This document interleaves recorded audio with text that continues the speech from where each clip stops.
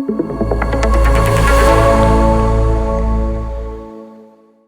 бүгдэнд өдрийн мэнд Онтай подкастын маань дараагийн дугаар эхлэхэд бэлэн болсон байна. За тэгээд мэдээж энэ дугаар маань бас Baco Speakeasy Bar-наас хүрч байгаа. За тэгээд Baco маань болохоор аюу гай одоо коктейл, за wine оруулж ирдэг. За тэгээд коктейлуудаа бас маш өндөр зэрэглэлийн одоо төвшөнд хийж гаргадаг юм гоё Speakeasy Bar байгаа. За тэгээд мэдээж зочноо танилцуулъя. За манай энэ дугаарын зочноор Ариун уян Академийн үүсгэн байгуулагч, за гүйцэтгэх захирлаар ажиллаж байгаа. За тэгээд бас мундаг ээж, за тэгээд YouTube content maker, за тэгээд зөвлөх багш, коуч гэдэг гэх мэтлэн ийм олон ажлуудыг зэрэг хамжуулж байгаа юм мундаг бүсгүй орж ирсэн байна. Тэгээд бид хоёрын бас урилгыг хүлээн авч ирсэн баярлалаа. Баярлалаа. Та хоёрт бас урьсан баярлалаа. Тэгэд бас хэдүүлээ бас шууд нөгөө яриагаа бас гоё хөнгөн эхлээд явъя. Тэгээд манай Ариун сая маань ер нь background нь одоо илүү бизнес чиглэл бас политикл чиглэл гэсэн юм нэг хоёр ер нь бол дигригээр төгссөн байгаа тий. Тэрний талаар хэдүүлээ яриад эхлүүл яс ер нь яагаад энэ чиглэлүүдийг сонгож авч суралцваа гэдэг чиглэлээс эхлэе тий. За ер нь бол одоо мэргэжлийн хувьд яг одооны 10 жилийн хүүхдүүд бас айгүй их тулгардаг нэг том асуудал бол мэргэжил сонголт гэдэг тий. Тэгээ миний хувьд бол яг 10 жилийн өмнө яг тэрийг л даван туулж исэн. Тоондоо сайн за тэгэл бүх юмд оролцож явдаг, сургуулийнхаа аягүй олон төрлийн үйл ажиллагаанд оролцдог юм тийм манлайлагч оюутан байсан. Тэгсэн мөртлөө яг мэргэжил сонгох болоод ирсэн чинь би яг юу хийх ёстой юм бэ те? Би яг энэ амьдралд яг ямар ажил хийх ёстой юм бэ? Яг ямар ажил хийвэл гоё юм бэ? Надад юу төрөх юм бэ? Юу ч мэдэхгүй. Тэгээ тухайн үе зааж зөвлөгч хүн байхгүй. Ээж аавд бол нэг юм нийтлэг мэргэжлүүдээс санал болгохдаг шүү дээ те. Тэгээд яг ангийн хүүхдүүд зарим нь болохоор би ингээд шинжлэх ухааны ийм салбараар би санхүү дотроо бүр айгүй нарийнсан апдейтийн юу ч ингэ би бүр ингээд хэтэр хизээ нэг мэдсэн болоо гэд бүр ингээд шоконд орж ирсэн яг 12 дугаар ингээд тэгээд тухайн үед за би ер нь айгүй олон төрлийн чадвартай юм чинь бизнесээ сурах гэд бизнесээ сурч ирсэн. Тэгээд яг Америкт очиод яасан бэ гэсэн чинь 2 дугаар курстэй нэг хичээл авчихсан байхгүй юу. Тэр хичээл нь болохоор олон улсын харилцааны эхний левелийн нөгөө 101 дугаар ангийн 101 дугаар левелийн хичээл International Relations 101 гэдэг авч үзээд тэр үед бүр яг юм анх удаага бүр юм сэргээл тасан гэх юм уу. Яасан гэсэн чинь танхим дүүрэн ингээд бүр чинь бараг 300 сурагчтай тийм лекцийн хичээлсэн байхгүй. За тэгээ 300 оюутан донд ингээд бид нар чинь ярьж байгаа юм нь багш нь ингээд ярина. Гэхдээ бүр ингээд хамгийн хойно сууж байгаа оюутан хүртэл гараа өргөд оролцдог. Хамгийн хойно сууж байгаа оюутан. Би бол хойно суучвал заа гараа өргөө ярьсан чинь намайг сонсохгүй гэж бодсон шүү дээ тий. Дараа нь урд суувал нэг оролцогдол гэж бодно. Эсвэл ингээд нэг олон улсын харилцаа юм чинь айгүй олон төрлийн мэдлэг шаардсан зүйлс ярьж байгаа юм чинь. За яг мэддэг юм дээр л ярих гэж боддtiin бэлээ. Тэгээд би нэг оролцохгүй байсан ч юу өдр хойно байна уу тэр байршилтэй мэдлэгээс үл хамааран оролцоод ярьж өгч байна. Тэгээд тэндээс би юу ойлгосон бэ гэдгсэн чинь олон улсын харилцаа гэдэг чинь ерөөсөө яг юм найзуудын дундын нэг юм сонин хачин хуваалцаад ам санагдсан байхгүй юу. Тэр хоорондоо найзууд. Тийм болохоор би бинийг ингэж дэмждэг. Энэ хоёр чинь хоорондоо бифтэй байхгүй тий. Тийм болохоор ингэж фракцлээ ингэж надад бүр яг тэгж боосон байхгүй юу. Тэгээ бүр аягүй сонирхолтой санагдаад хичээлээ хийж явахдаа ч гэсэн ингээд яг энэ хоёр чинь найзууд юм чи харахгүй шүү дээ. Тэгээ яагаад найзууд байгаа нь тий 20 жилийн өмнө ийм юм болсон юм байна. Аав ээжүүд нь хоорондоо ийм юм байна ч юм уу. Ингээд ирэхээр надад яг юм хүн судлаад байгаа юм шиг аягүй тийм сонирхол татаад тэгээ тухайн үед би улс төр судлал гэдэг мэргэжлийг ойлгоод тэгж ер нь бол сонирхоод майнер хамгаалж ирсэн. Зөв. Political science гэхдээ майнер ахгүй. Тэгээд эргээд яг нөгөө нэг улс төр судлал яагаад бас аягүй сонирхолтой болсон бэ гэхээр би өөрөө нөгөө нэг 10 жилээ төгсөж явахдаа тэр мэргэжлийг байгаа ч мэдээгүй. Байгаа юм сонгоо явцсан. Очоод яг өөрийгөө олох процесс те олон юм сонгож үзээ тэр дундаас олсон мэргэжл болохоор бас айгүй хайртай. Тэгээ яг ингээ бүтэн мейжер хий гэхээр бас цаг хугацаанд толцсон байсан. Төгсөх болоод илүү жилийн сурах шаардлагатай болоод. Гэхдээ айгүй тийм гой суурай аваад авцсан. Тийм нэг мэргэжил байна. Аль сургуульд төгсөв? Би бол Бостоныг сургуулийг төгссөн. Тэгээд улс төр судлал тэгээд бизнесийн санхүү чиглэлээр бакалавр хамгаалсан. Өөрөө яг gap year авсан уу? Gap year аваагүй шүү дээ. Тэр үед чинь миний үед бол юу gap year авал ойлгохгүй ээж аав бол бараг л за ингээл чи амьдралд алдлаа гэл томог тавиал. Тийм gap year гэдэг бол ойлголт байгаагүй. Тэгээ сүүлийн үед бол гарч ирсэн ойлголт шүү дээ тий. Тэгэхээр бас тухайн үед тэр gap year байсан бол би бас яах вэ арай өөрөөсөн баг. Тэгэл нэг жоохон хурцгуур байдлаар явж очивол тэндээсээ нэг нөхөж авсан. Харин би яг gap year руу шууд орчмаар санагдлаа. Танаа дээр миний зүгээр хараад байгаагаар gap year гэдэг юу одоо сургалтын төв дээр нь байдаг гэж бодлоо. Тэрийг яг хэр ойлгож байна одоо Монголд. Миний хараад байгаагаар аав ээж нар gap year-ийг хүлээн зөвшөөрөхтэй юм disappointment гэл те. Одоо нэг тийм баад байдаг шүү дээ. Одоо ер нь хэр ойлгоод эхэлсэн байна юм. Яг gap year гэдэг чинь өөрөө бас нэлээд тийм одоо аюу тийм сүүлд танигдсан ойлголт байхгүй тийм ээ. Ялангуяа яг Азийн орнуудад барууны орнуудад бол gap year гэдэг бол аюу түгээмэл ойлголт яг үзэгчтэй бас тайлбарлажлаа. Gap year гэдэг бол 12 дугаар ангиа төгсөөд нэг жил завсраа аваад тэр хүүхд яг шууд их сургуультай явахгүйгээр өөрийгөө олоод ажил хийж үзээд ч юм уу те бас илүү жоохон дотгошоогоо өөрийгөө олж агаад яг нэг бэлэн боссон үедээ их сургуультай явах гэдэг ойлголт байгаа. Тэгэхээр сүүлийн үед бол харьцангуй ойлгодог болсон. Гэхдээ бас би нийт одоо Монголын ард түмнийг бас төлөвлөж ярмааргүй те. Магадгүй арай илүү мэдээлэлтэй ойрхон байгаа нь бас мэдж байгаа.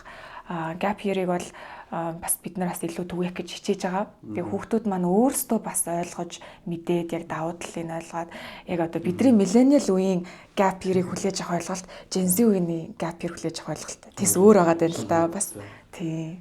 Харин тийм хаа gap year-ыг яг нөгөө зорилгоо зөв тодорхойлчвол би бол бас зөв гэж бодоод байдаг байхгүй. Заавал шууд ингэ ороод авах биш нөгөө тэтгэлэг жишээлбэл авахар байвал 1 жил алдчихад 4 жил өнгөө сурах боломжийг нээж чадчихвэл одоо why not те бүр амар зөв гэж бодоод байгаа. Ер нь бол одоо gap year амар тийм юу ойлголт байгаа юм бас нэг юм чи мундаг бол gap year авч болно. Мундаг байх юм бол чи gap year авахд амжилт гаргана гэж ойлгоод байгаа байхгүй. Тэгэхээр 12 дугаар ангиа төгсөхдөө тэр хүүхд англи хэл нь маш сайн төгсөх юм бол те за магадгүй IELTS SAT-ийн бүр төгс оноо биш юм а гэхэд нэг 7 ч юм уу те 7.5 SAT дээр 1300 авцсан байна гэдэг чинь өөрөө тэр айгүй боломжтой өссөн хүүхдийн шинж байгаа байхгүй. Тэгэхээр тийм л хүүхдүүд gap year аавна гэдэг ойлголт бас яваад байгаа. Тийм л бол та нарт ингээ боломж байгаа. Магадгүй бас бусад gap year одоо хөтөлбөр явуулдаг газрууд яг хитрхи өндөр шалгуураар хүүхдүүд авчдаг. Gap year-ийн хөтөлбөрт. Тэгэхээр нөгөө нэг өндөр шалгуураар авч байгаа чинь тэнд чинь өөрөө нөгөө нэг яг л боломжтой өссөн хүүхдүүдийг тунж авч агаад ингээ улам нэмж боломж олгоод байгаа байхгүй. Бид нар яадаг вэ гэхээр бид нар оноогоо аваагүй англи хэлгүй хүүхдүүдийг хүртэл туслахыг хичээж байгаа.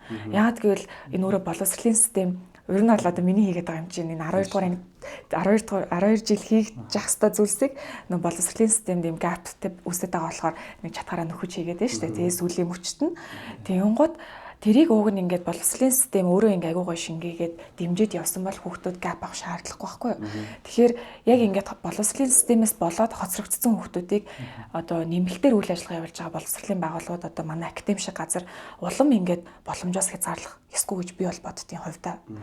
Тэр утгаараа хүүхдүүдэд айгуу тийм англи хэлний төвшин хамаарахгүйгээр яг л нөгөө доторх сэтгэлийн илүү сонсоод яг нөгөө илүү доторх хүн дээр нь үндэслээд тэнцвүүлж бас шалгуураар авдаг байхгүй юу. Ариун оюун академи руу угаасаа хэдүүлээ яриа орчлоо шүү дээ. Тэгээд энэ дээрс нэг тоонууд сонсмоор байна. Харин заяа яг хэдэн жил болчихоо те үүсгэн байгуулалт хэдэн жил болчихоо хэдэн оюутан төгсчөө. Тэгээд мэдээж нэг том тэтгэлгүүдийн тоо бас байгаа те тэрийг бас дурдаад яваач тэгвэл. За тэгээ. За үүсгэн байгуулалтад 2 жил болж байна. 2 жил. Тэгээ би ч яг нэг 2 хүүхэдтэй юм шиг явдаг байхгүй юу. Яг 22 онд 21 онд охинтой болоод тэгээд ямар ч зоригтой байсан. Одоо бодохоор би хизээч шинэ хүүхэд дөнгөж төрсэн нэраа би тэр бизнес тавьж идэж хийхгүй заяа. Энэ бол ерөөсөө залуугийн би тэнэг зоригтой байсан гэж бодож байна. Тэгээ манай нөхөр ч гэсэн шинэ анх удаа болж үзэж байгаа юм шиг. Тэгээд тавьчихсан. Одоо бол дахиж тэгэж амир бэбитэй бизнес хийхгүй гэж бодож байгаа. Одоо бол би яг 2 хүүхэдтэй юм шиг байна. Манай охин 2 настай. Тэгээд манай бизнес 2 настай болохоор яг л бизнес чинь бүр яг юм боождог хүүхэд шиг явд юм бэлээ. Тэгээд нөгөө бизнес одоо 20 жил мэл хийцэн ах эгч нараас зөвлөгөө авна шүү дээ. Тэгээд та яг хизээ яг ингээд бизнесээ ингээ амар гоё. Тэг ингээд өөрөөс чи гарсан байг юм гот яг л том хүн шиг гэж аахгүй. Яг л нэг 18 нас хүрээл бүр ингээд яг тэр ингээд өөрөөрөө бүр явж чаддаг бизнес болдог гэдэг. Тэгэхээр ер нь бол 2 жил 2 настай байгаа. Тэгээд хүүхдүүдийн хувьд бол яг directly гэх юм бол 200-аад тэгээ шууд бусаар манайтай холбоотой байсан гэвэл бараг нэг 500-аад сурагчд бол байгаа. Тэтгэлгийн хувьд бол бид нэр 2 жил үүсгэн байгуулалтад одоо 45 тэрбум төгрөгийн тэтгэлгийг манай хүүхдүүд олж авсан байна. Тэгээд энэ бол чаналхааргүй амжилт гэж бол би харж байгаа. Яагаад гэвэл 45 тэрбум. Вау. Тийм. 2 жилийн хугацаанд бол ийм амжилттай байна. Энэ бол хүүхдүүдийн маань хичээл хөдөлмөр нөгөө талаасаа бас манай багийнхны бас сайн чиглүүлэг нөгөө талаасаа бас эцсийн эхчүүдийн дэмжлэг Яг юм гурван талт дэмжлэг явж иж энэ амжилт хүрсэн байгаа. Тэгээд энэ нас эргээд яг нөө тэтгэлэг гэдэг юм гот эн чинь нөгөө Монгол ээж аавын тэг карманаас гарах байсан мөнгийг үлдээгээд тэгээ Монголдөө үлдээгээд нэмэлтээр тэндээс ингээд боловсрал эзэмшин гэдэг бол боловсролын салбарт бас шууд бус айгүй том хөрөнгө оруулалт юм уу да гэж хардیں۔ 47 тэр боо. Сая ариун цай хэдэн оюутан төгссөн гэсэн бэ? 200 гэсэн үү те? Чи тоо одоос хамгийн гол нь юу тэгээд шууд төрөвч ордоо шүү. Ариун цай 200 оюутан 2 жилийн дотор ингээд төгсөж байгаа. Тэгээд мэдээж амар том одоо нэг өсний боловсролын болон одоо тэр яг хэллээ шүү дээ. Монголоос гарах хэрэгтэй байсан. Одоо гарч байгаа мөнгийг дотоод нь үлдээж чадж байгаа энэ бизнес айгуу гоё бизнес аахгүй те. Тэн дээр 200 хүүхдийг бас авахтаа ингээд нөгөө янз бүрийн ингээд мэдээж шалгууруудаар авч байгаа те. Шалгаруулж авч байгаа гэсэн. Тэгээд аль болох чи сая бас өөрөө дурдлаа. Одоо IELTS-ийн 7 оноотой хүүхд бас нэг өөр хүүхдтэй ингээд харьцуулагдсан шүү дээ мэдээж ороод ирэнгүүт те. Тэнгүүд тэр ялгааг яаж хаадаг? Одоо та сурж байгаа хөтөлбөр нь жишээлбэл IELTS-ийн 7 дахь хүүхд ямар ч IELTS-гүй хүүхдтэй хамт нэг ангид ороод суугаад бас ингээд доголдол гарч явна шүү дээ. Гэхдээ чинь энэ дээр би тэрийг асуух гэж оюутны таас байсан шүү.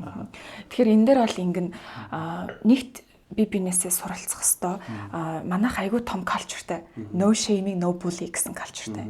Нэгнийгээ дээрлэхгүй нэгнийгээ одоо доог тохойж чивтэр байдалд оруулахгүй гэдэг. Энэ бол миний бас нэг хувийн нэг тийм тулс юмтай холбоотой тэрийг бас ярьж болно. Одоо үтингийн дээрлэхэлтийг би бас өөрөө тойлж өсөж исэн.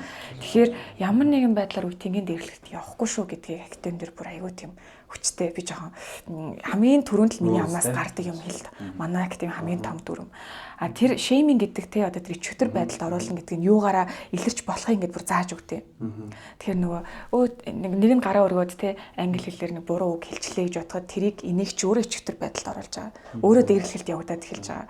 Магадгүй академиасаа тараад хичээлэн тараад за харьцаах уу хаашаа харих уу гэсэн чинь нэг нь ойрхон амьдраад нэг нь айгүй хоол амьдрч ивэл хүү чи тийм холоос ирдэм үү гэж хэлэх чи өөрөө нэгэн бодлын шейминг явагдаад эхэлж байгаа гэд тэрэндээс нь эхлүүлээ заадаг гэх юм уу.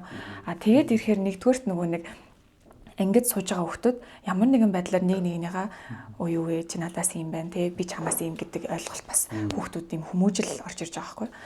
Логистикийн үед бид нар яадаг вэ гэхээр хүүхдүүд болгонтойгоо тулж ажилладаг. Тулж ажиллах болгондоо хүүхдүүдийнхаа яг нөгөө нэг төвшөнд нь тохируулаад илүү одоо нэмэлт бэлтгэл хаана нэ те магадгүй IELTS-ийн 7 тоо хүүхэд байлаа гэж бодоход тэр хүүхдэд илүү стратеги талаас нь бэлтгэл хэрэгтэй. Харин одоо IELTS өвөөгүй хүүхдэд магадгүй дөрмийн аягүй сайн ойлгоод авах хэрэгтэй ч юм уу. Тэр болгоны нөгөө багш нарын хүрэлцэн аягүй өндөр бид нар чинь аягүй их багш нартай тэгээд багш одоо ер нь бол нэг 10-аа ажилладаг. Тэгээ нэг элсэлт дээр одоо юу гэдэг нь 15-аас 20 айгу цөөх хүүхд авдаг. Тэгээ цөөх хүүхдүүдтэйгээ багш нар нь ажиллаад явчихаар одоо яг өөрсдийнхөө нь улсын ч юм уу хувийн сургуульд каунслер гэж хүн одоо байлаа гэж бодъё те зөвлөх хүн байлаа гэж бодоход тэр нэг юм уу хоёр хүн бараг 100-аад хүүхдтэй ажиллах шаардлага гарч байгаа хгүй. Манай дээр болохоор одоо нэг хүүхд дээр бараг 3-4 багш зэрэг ажилладаг. Тэгэхээр тэр хүүхдээс айгу олон талаараа сайжраа авчиж байгаа. Тулж ажилладаг учраас нөгөө нэг тийм зөрүү гарах нь хамаагүй бага болоод эхэлж байгаа юм байна. Хүмүүжил өгч юм те.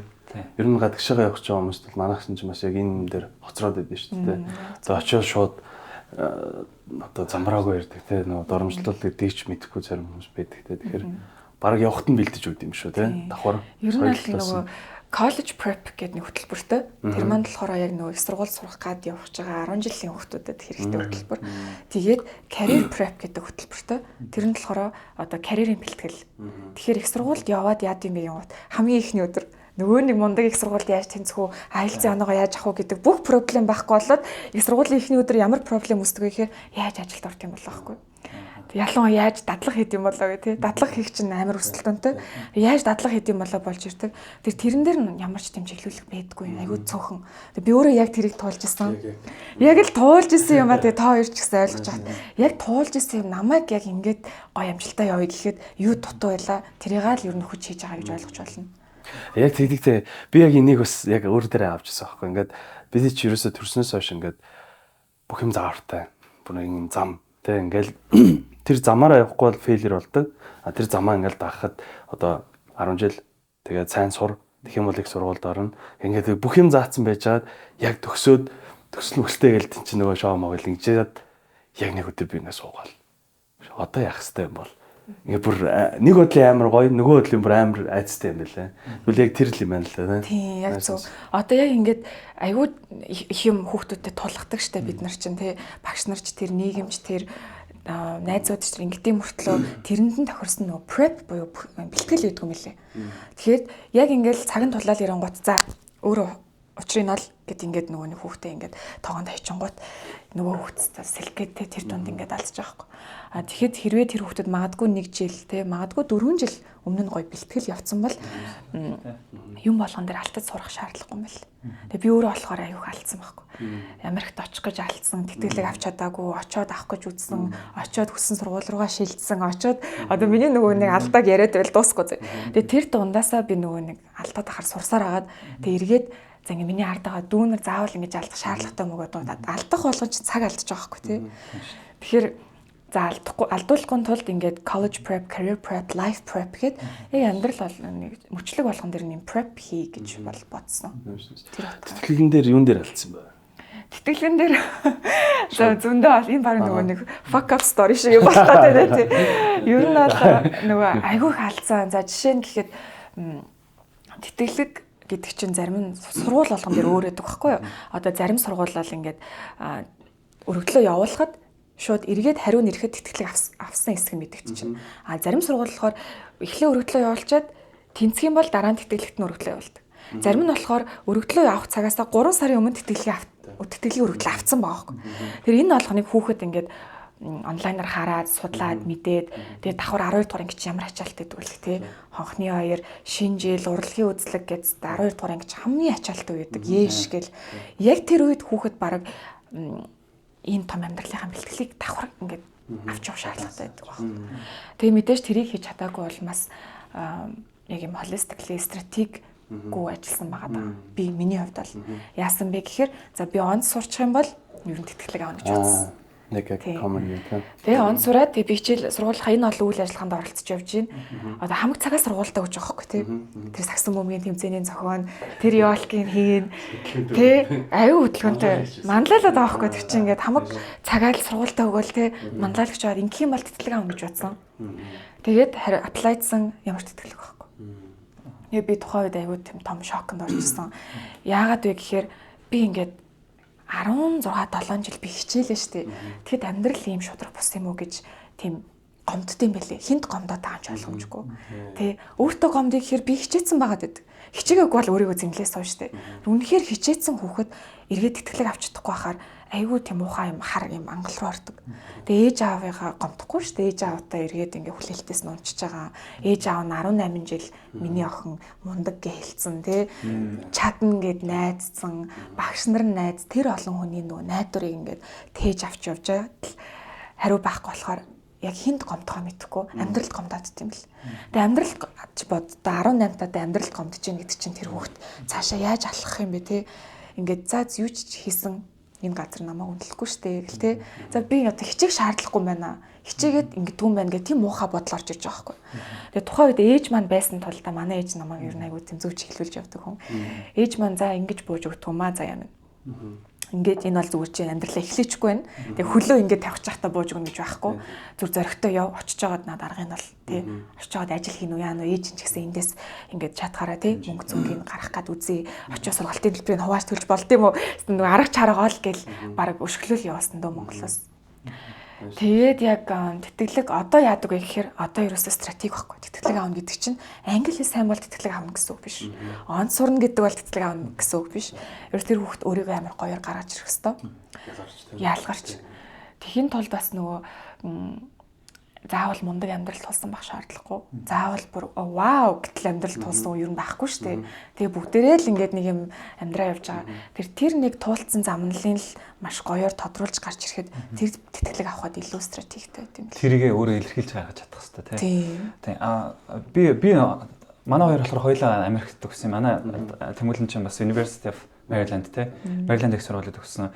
Америкийн бас нэг бакалаврт нэг том боломжтой юмуд нь бас тэтгэлэг аягүй олдоц ихтэй байдаг. Би жишээлбэл Австрали төгсөж байхад надад тэтгэлэг ерөөсөй байдаггүйсэн байхгүй. Хэмжлэн ингээ ялгаанууд аягүй их гарч ирсэн юм байлээ. Тэгээд би нэг юм асуусан. Одоо заяа те. Заяагийн өмнө нь ингээд чи тэтгэлэг хайжсан өөрөө ч үед байгаа шүү дээ. Тэгээ одоо ингээд өөрөө коуч зөвлөх багшаараас ажиллаж байгаа. Тэгэхэд одоо ингээд тэтгэлгүүд хэр өөрчлөгдөж байна. Одоо авах тийм хүндрэлтэй юу гэдэг requirement-ууд нь ямаршгүй өөрчлөлтөнд орсон байна гэж чи юу н харж байна. Эсвэл яг хിവэрэ байна уу? Амархамжсан уу тийм чи тэрнэр илүү амархан болоогүй уучлаарай тий. Ковидос хойш өргөдлийн систем маш өөрчлөгдсөн. Жишээ нь ковидын үеэр хүүхдүүд очиод IELTS-ийн центрт ч юм уу TOEFL-ийн центрт шалгалт өгч чаддаг байсан. Тий. ковидын үеэр нөгөө нэг зайрах хэрэгтэй шүү дээ тий. Тэгээд ковидыг ер нь болцсон. Тэгэхээр нөгөө нэг за нэг хүүхдийг тий бата гэдэг хүүхдийг ингээд Харвард харж байгаа бол өмнө нь оноо гэдэг зүйл хардаг байсан бол одоо нөгөө оноо нь байхгүй болсон. Ковидос болоод тухайн үед тэгэнгუთ оноо нь байхгүй юм чинь бусад юм дээр нь илүү том ачаал ирж байгаа байхгүй.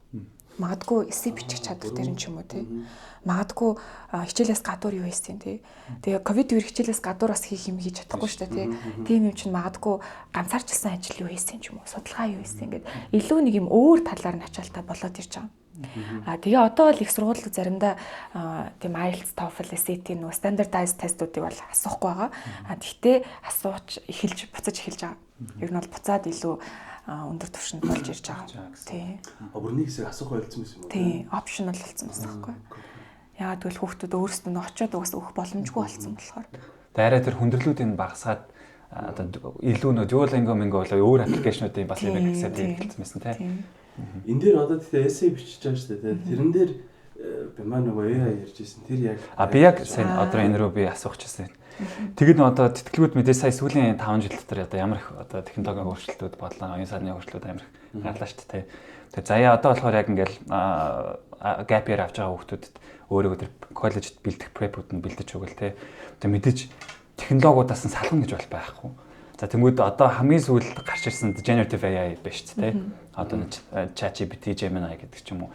Энэ бүх технологийн дэвшлүүд мэдээж оюутнуудад өөрөө сайн эссе бичихт нь мэдээж тусалж байгаа.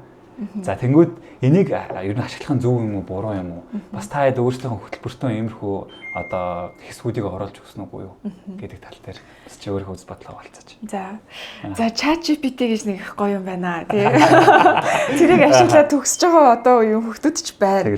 Тэгээ нэг бодлын хацтай ч юм шиг тий бидний үе тийм байсан бол бас гоё ч юм уу. Тэгээд яг айгуу гоё юм шиг байлээ. Би одоо тэрийг ашиглаж байгааг хараад бүр шоконд орж шүү дээ. Манай би ч одоо дандаа нөгөө нэг 10 жилийн ахлах ангийнхантай ажилладаг болохоор айгуу их юм сурдаг тэтрээс. Тэгээ эргээд бас нөгөө нэг айгуу гоё үеийнхэнтэй тэтртээс ингээ хөл нийлүүлээ тэтрийн ертөнцтэй байдаг. Тэгэн гот та ChatGPT ч өстой тонгоруулж байна тий. Айгуу мундаг. Тэгээд яг эссен дээр яадаг вэ гэхээр тэр өстой болтгоо. Яагаад гэхээр хүний бичсэн бичвэр яг ChatGPT-гээр бичсэн эссэг би уншаал анзаарна. Тий. Юу гэсэн үг вэ гэхээр маш тийм модон байдаг. Яг л робот бичсэн юм шиг. Тэгээ ингээд бүх юмыг нийлүүлээд сайхан базаад бамтан хийсэн юм шиг. Хоолоор ярих юм бол. Эссе гэдэг чинь өөрөө тий амар гоё стейк, хажуудаа гоё амар гоё төмстэй, сүмстэй тийм юм байх хэрэгтэй байхгүй. Тэгэнгუთ ChatGPT-гээр бичсэн эссе ерөөсөө давсгүй муухай хамтдаа бантна л гэж ойлгож байна. Хүн цатгана, хүний нүд хуурж байна. Гэхдээ тэр хүний зүрх сэтгэлд хүрдэг эссе бол биш. Нөгөө хүчин зүрх сэтгэлтэй хүрэх түүхээ инпутээр нь оруулаад гаргаад ирсэн ч тэр оролтон зүрх сэтгэл байсан ч тэр гарч ирж байгаа өгөгдөл нь бүгдийг холио ичдэг байхгүй. Холиод ийм generic тоонтой болгочтой юм лээ. Нийтлэг тоонтой. Тийм. Одоо тэгээ би бол нөгөө хар мянган эссе уншдаг. Одоо би ч миний бас нэг юм одоо тийм admission expert болчиход байгаа байхгүй юу? Одоо өргөдлийн системийг ингээ айгуу сайн мэддэг. Тэгэнгუთ яг нөгөө хэдэн 100 мянган эссе ингээд уншаал засаал тэр бол чинь засаал тэгээ нэг эссе одоо 0-оос эхлээл 30 дахь драфт хүртлээд ингээл нэлээд төгс хүртлээ 30 ойролцоогоор дундсаад 30 драфт орж байгаа байхгүй юу? Тэр дунд нь би ингээл засаал тэгээл тэ 20 30 хүүхэдтэй өргөдлийн системээр бол 100 200 хүүхэдтэй ажиллаад ингээд бол нөгөө эссег ингээд нэг гүйлгээл харахад ChatGPT гэж мэднэ. Тэгэл ChatGPT юм уу гээл тэнгууд багшаа. Тэгэл за яах юм бэ? Чугаасаа бүтэхгүй. Багш нь ингэж харж чадж байгаа юм чинь чиний явуулж байгаа топик сургуулийн өргөдлийн офицер надаас илүү хэдэн мянган эссе уншчаа шууд харнаа хоёлоо гоё ихнээс нь эхлэе. Хэцүү гэхдээ эхлэе гэж явдаг. Одоо нөгөө юу гэсэн чинь 10 жилийнхэн та ажиллаж байгаа гэдэг чинь шүү дээ. ажиллаж байна одоо сургууль дээр нь байгаа. Тэнгүүд millennials-аас Gen Z нэг өөр болсон шүү дээ. Gen Z-ийн дараагийн үе одоо гарч ирж байна уу те одоо мэдэгдэж байна уу тэр яг ийм юугаараа ялгаатай байна. Тийм байна уу. Гэтэ одоо бас яг тэр нэг юмуд уйлж байгаа шүү дээ. Энэ амар нэг яг western барууны орнууд дээр хийгдсэн судалгаа болохоор манайд бас яг буудаггүй юм байлээ шүү. Тийм ер нь бол тэрийг амар бас яг нэг боловсрын салбарт ажиллаж байгаа хүний хувьд бас тэрийг бас гоё хуваалцаарай тийм. Нөгөө яг хаа бас сонирхолтой нэг инээдтэй түүхээр л хариулчих гэж бодож байна. Бид нар чинь нөгөө нэг яа энэ Gen Z үеийнхэн гэл яг нэг юм ялгааг нь ойлгоод байгаа шүү дээ. Гэсэн чинь манай нөгөө ажилтдаг манад байдаг сурдаг Gen Z үеийнхэн дунднаараа юм ярьжсэн чинь багшаа энэ Gen Alpha үеийнхэн тэнхтэй байна гэж байгаа байхгүй юу? Доотлын үеийнх тэг би яаж ийн гэсэн чинь амар сонин юм сонирхдаг багшаа. Ингээд тэр та харалтай ийм зураг мураг гэд яг бас тэдний үе ингээд ялгарч ирж байгаа байхгүй. Тэгээ бид нар бол яг тэдний дараагийн үеийнхэнтэй арай бас харьцаж эхлэх байгаа шүү дээ. Тэгэнгүүт яг тэр хэд маань нөө яг доотлын үеийнхныгаа бас ингээд үзэл баримтлалын ч юм уу те сонирхлын ялгаа бас гарч ирж байгаа юм билээ. Тийм. Угс ер нь үе гэдэг те. Дээд үе дандаа үсгдэг. Тэгээд дээд үеийн доошоо дандаа залуу болоогүй байна да гэдэг. Тэгэд яг ийм бүр мэдгэдэггүй зөөр. Одоо давуу тал нь ажиглаж байна уу? Gen Z дээр бол би ингээ харахад зөндөө давуу талууд надад харагдаад яг сул талууд байдаг. Гэхдээ надад бол манай энэ залуу ямар гоё яваад байгаа санагдчихсан байхгүй. Тэгэд одоо Gen Z-гээсээ илүү бүр гоё болж байгаа тийм мэдрэгч байгаа юм байна уу? Харагдсан уу? Одоогор бол Gen Alpha үеийнхэнтэй арай ажиллаагүй байна. Тэгэхээр илүү нөгөө нэг Gen Z үеийнхэнтэйгээ л тулж ажиллаж байгаа.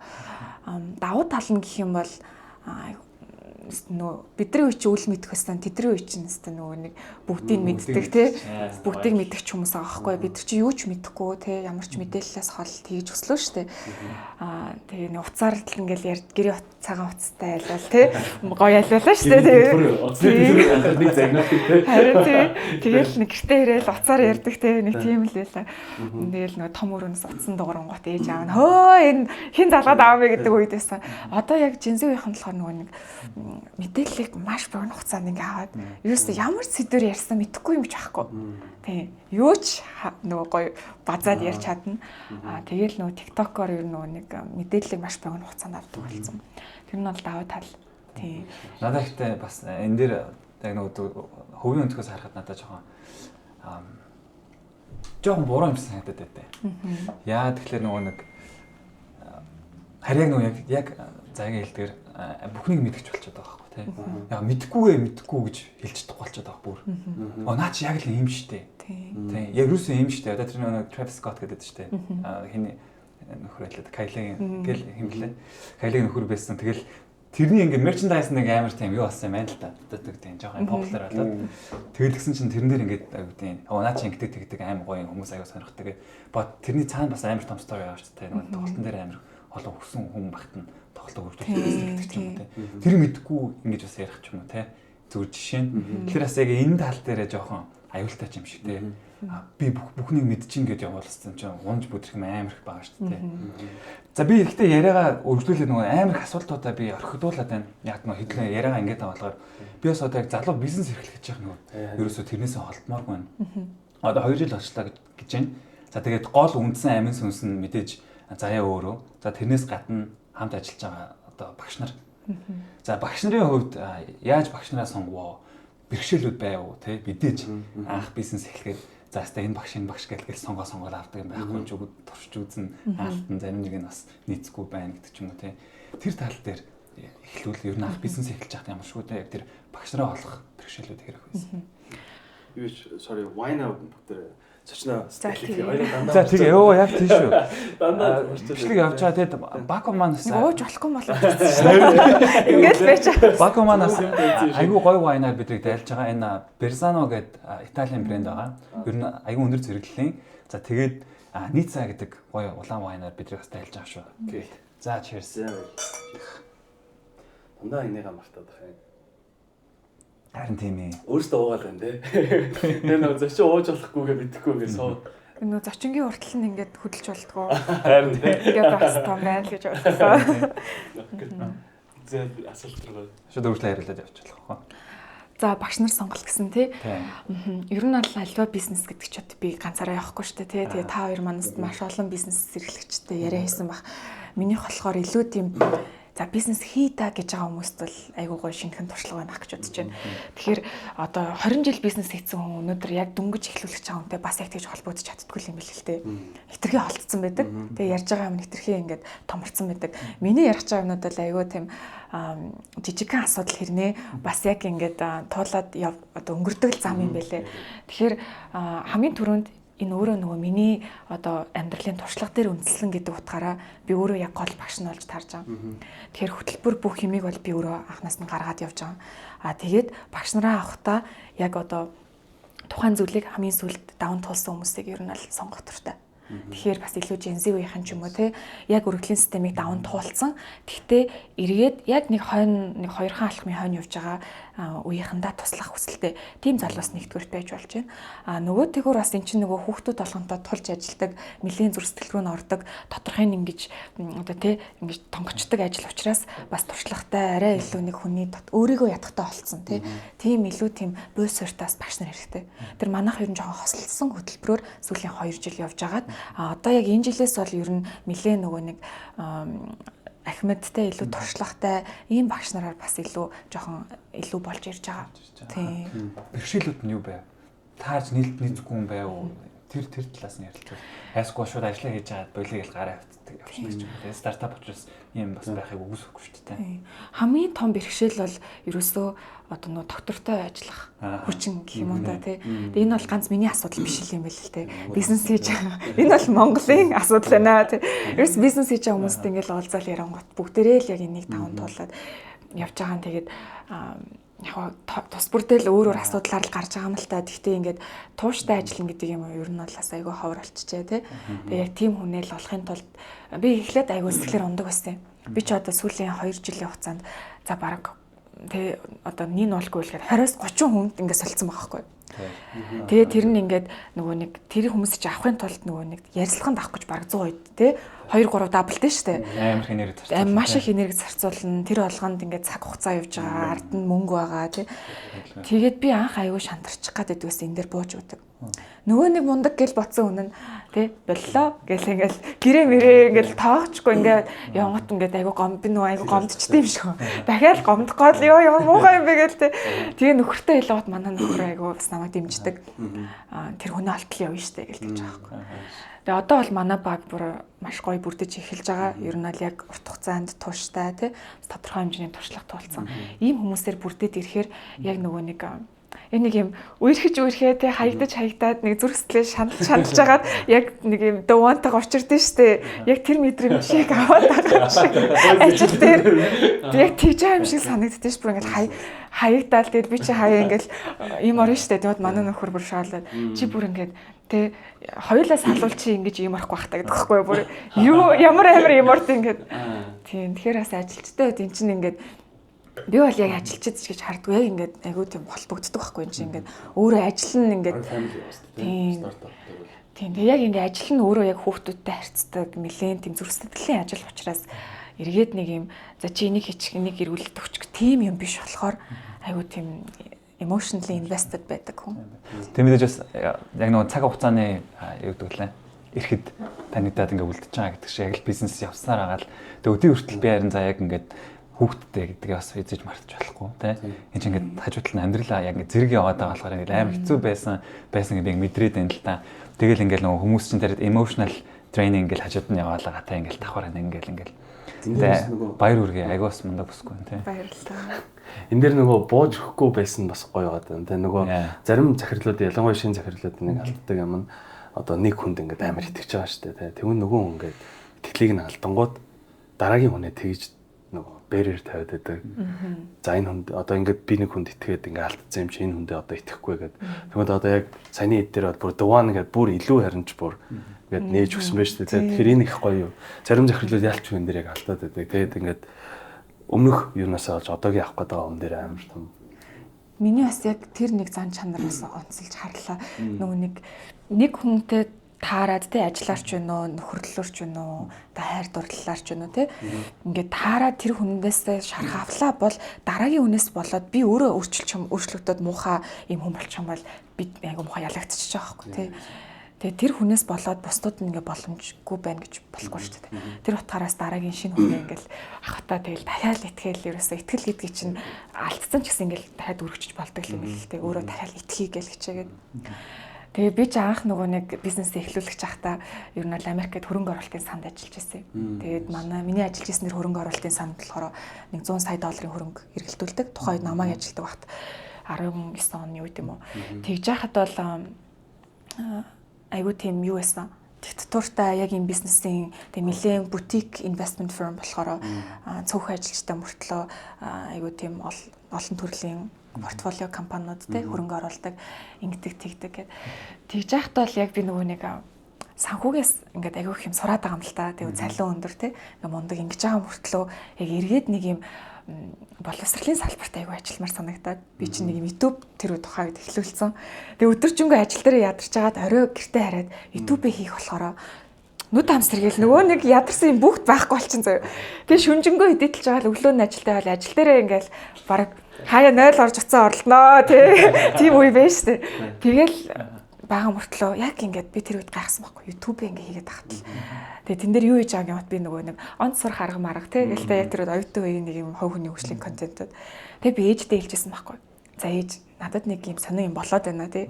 Би энэ ажлыг ингээд олж авахын төлөө ийм хичээсэн тий.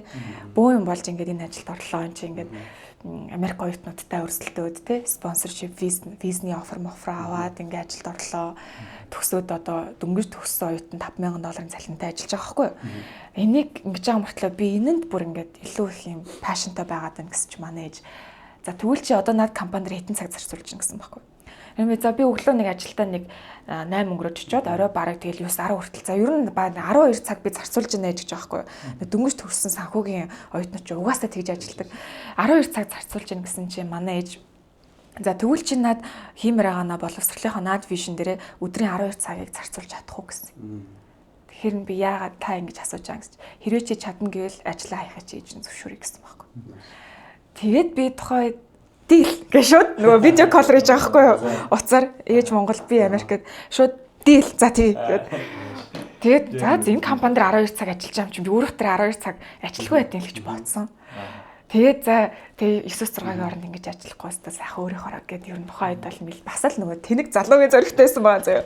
Тэгээд ажиллаа хаяал би чинь ер нь өөрийнхөө имийг эхлүүлээл явсан. Тэгээ шууд актем бол нэгээгүй эхлээд онлайн сургалт хийж туршиж үзээд дараа нь өөрийнхөө төлөвлөгөөч дэвтрийг бүтээгдэхүүн гаргаж үзээд ингээд явж байгаад яг сүүлд ингээд үзэхэд бол за үзэгчтэй хэлэхэд энэ бол тий 9-6 ажиллахаас хамаагүй хэцүү юм байл шүү. Тэгээ тэрийг би тухайд мдээгүй өсөрч орсон. Яг орсны дараа бол энэ бол 12 цагийн ажил биш 24 цагийн ажил юм бэл.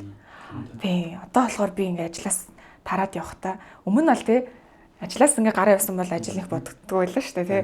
За энэ чинь захирал гэж хүн байна. Энэ газрыг чинь толгоолоод аваа явж байна. Миний дээр цалин хамаагаа тий. Тэгээ удирдлагууд байна. Ингээ би цалингаа авна.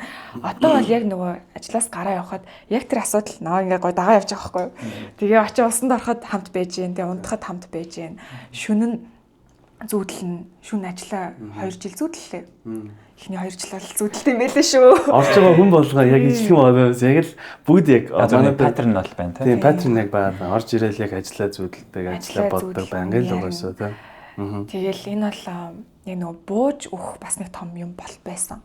Яг яа хэцүү юм байна гэлтэй. Хэцүү юм байна. Өдөр болгон асуудал ер нь бол одоо 100% байлаа гэж бодоход 90% нь асуудал. Өөртөө болж бүтэж байгаа юм 10. Хаяа бүр болж бүтэж байгаа ч юм байхгүй. Тим үеиг бол эхний 2 жил бол даун туулаад. Тэгээ нөө бизнес би бас нэг гоё юм сонссон. Яг ингээл яг нэг шантрах гал явжсэн чинь нэг жаргалсайхан ахын ярилцлагыг үзсэн байхгүй юу? Жаргалсан айл жаргалсан. Боёнгийн жаргалсан. За. Ярилцлага нь явж исэн зурагтаар. Тэгээ хальт сонссон чинь ер нь бол бизнестэй эхний 3 жил бол юу ашигтай байна гэж бити өөртөө найдлага тавь. Ашиггүй 3 жил чи оршин тогтнож чадчихвэл мундаг байна гэж бодгосон байхгүй юу. Тэгээ тэрнээс цаашаа бол бизнес өөрөө явна. Гэдгийг сонсоол би шууд цаа гэд тэр аяг тусалж исэн. Тэгээд яг одоо тэгээд 9-6-гаа болсон чи 24 цаг ажилладаг болсон. Тий.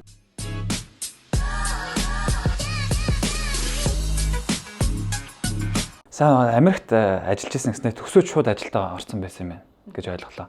Тэгээд бас Америкийн VC тэгээд стартап бизнест ажиллаж байгаа юм шүү дээ. Тэгээд яг энэ процессыг бас нэг товчхон дуртаач. Ер нь бол мэдээж сургуулаа төгсөөд ажиллах болоход хэрэгцүү байв. Яаж юу гэдэг процессоо яриад хэлээ дараагийн бас нэг топик руу орох.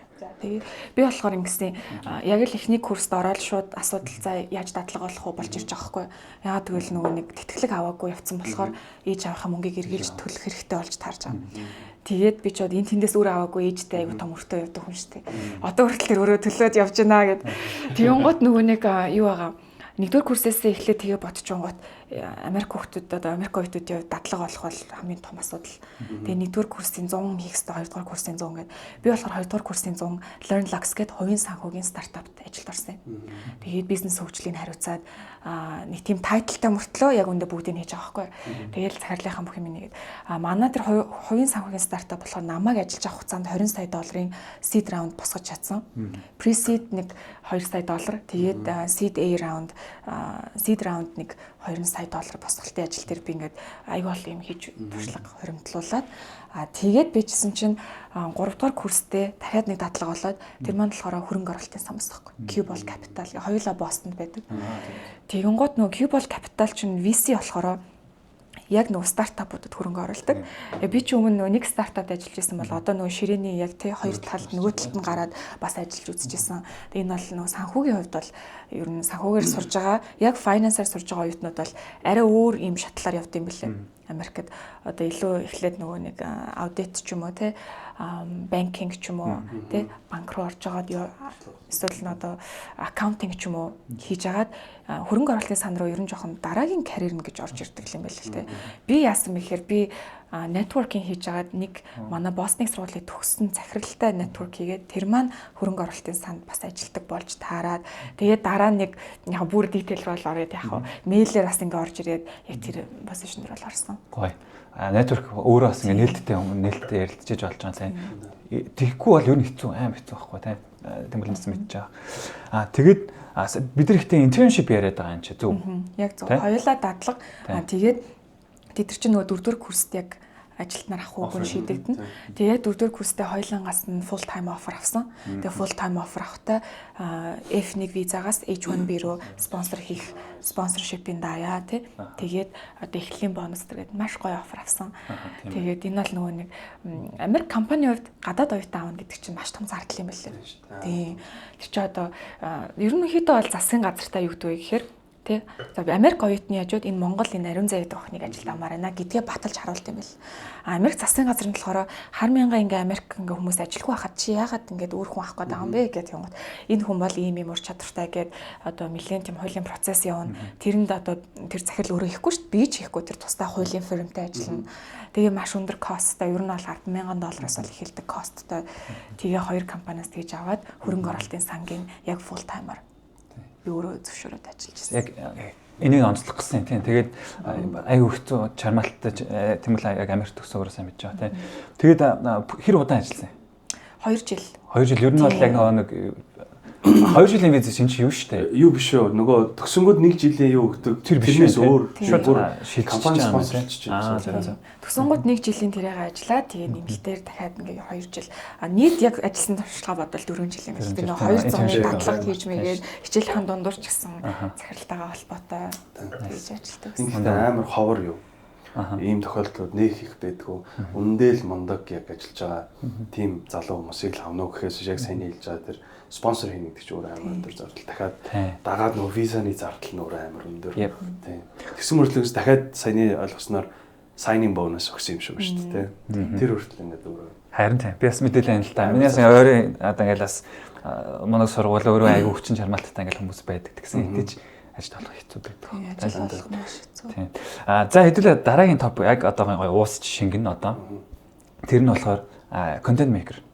Right. Энэ бол одоо ингээд мэдээж ажлынхаа хажуугаар хэд түрүүн дуртад өнгөрсөн ээжтэйгээ ярьсан те даваа дийлэх үү гэл.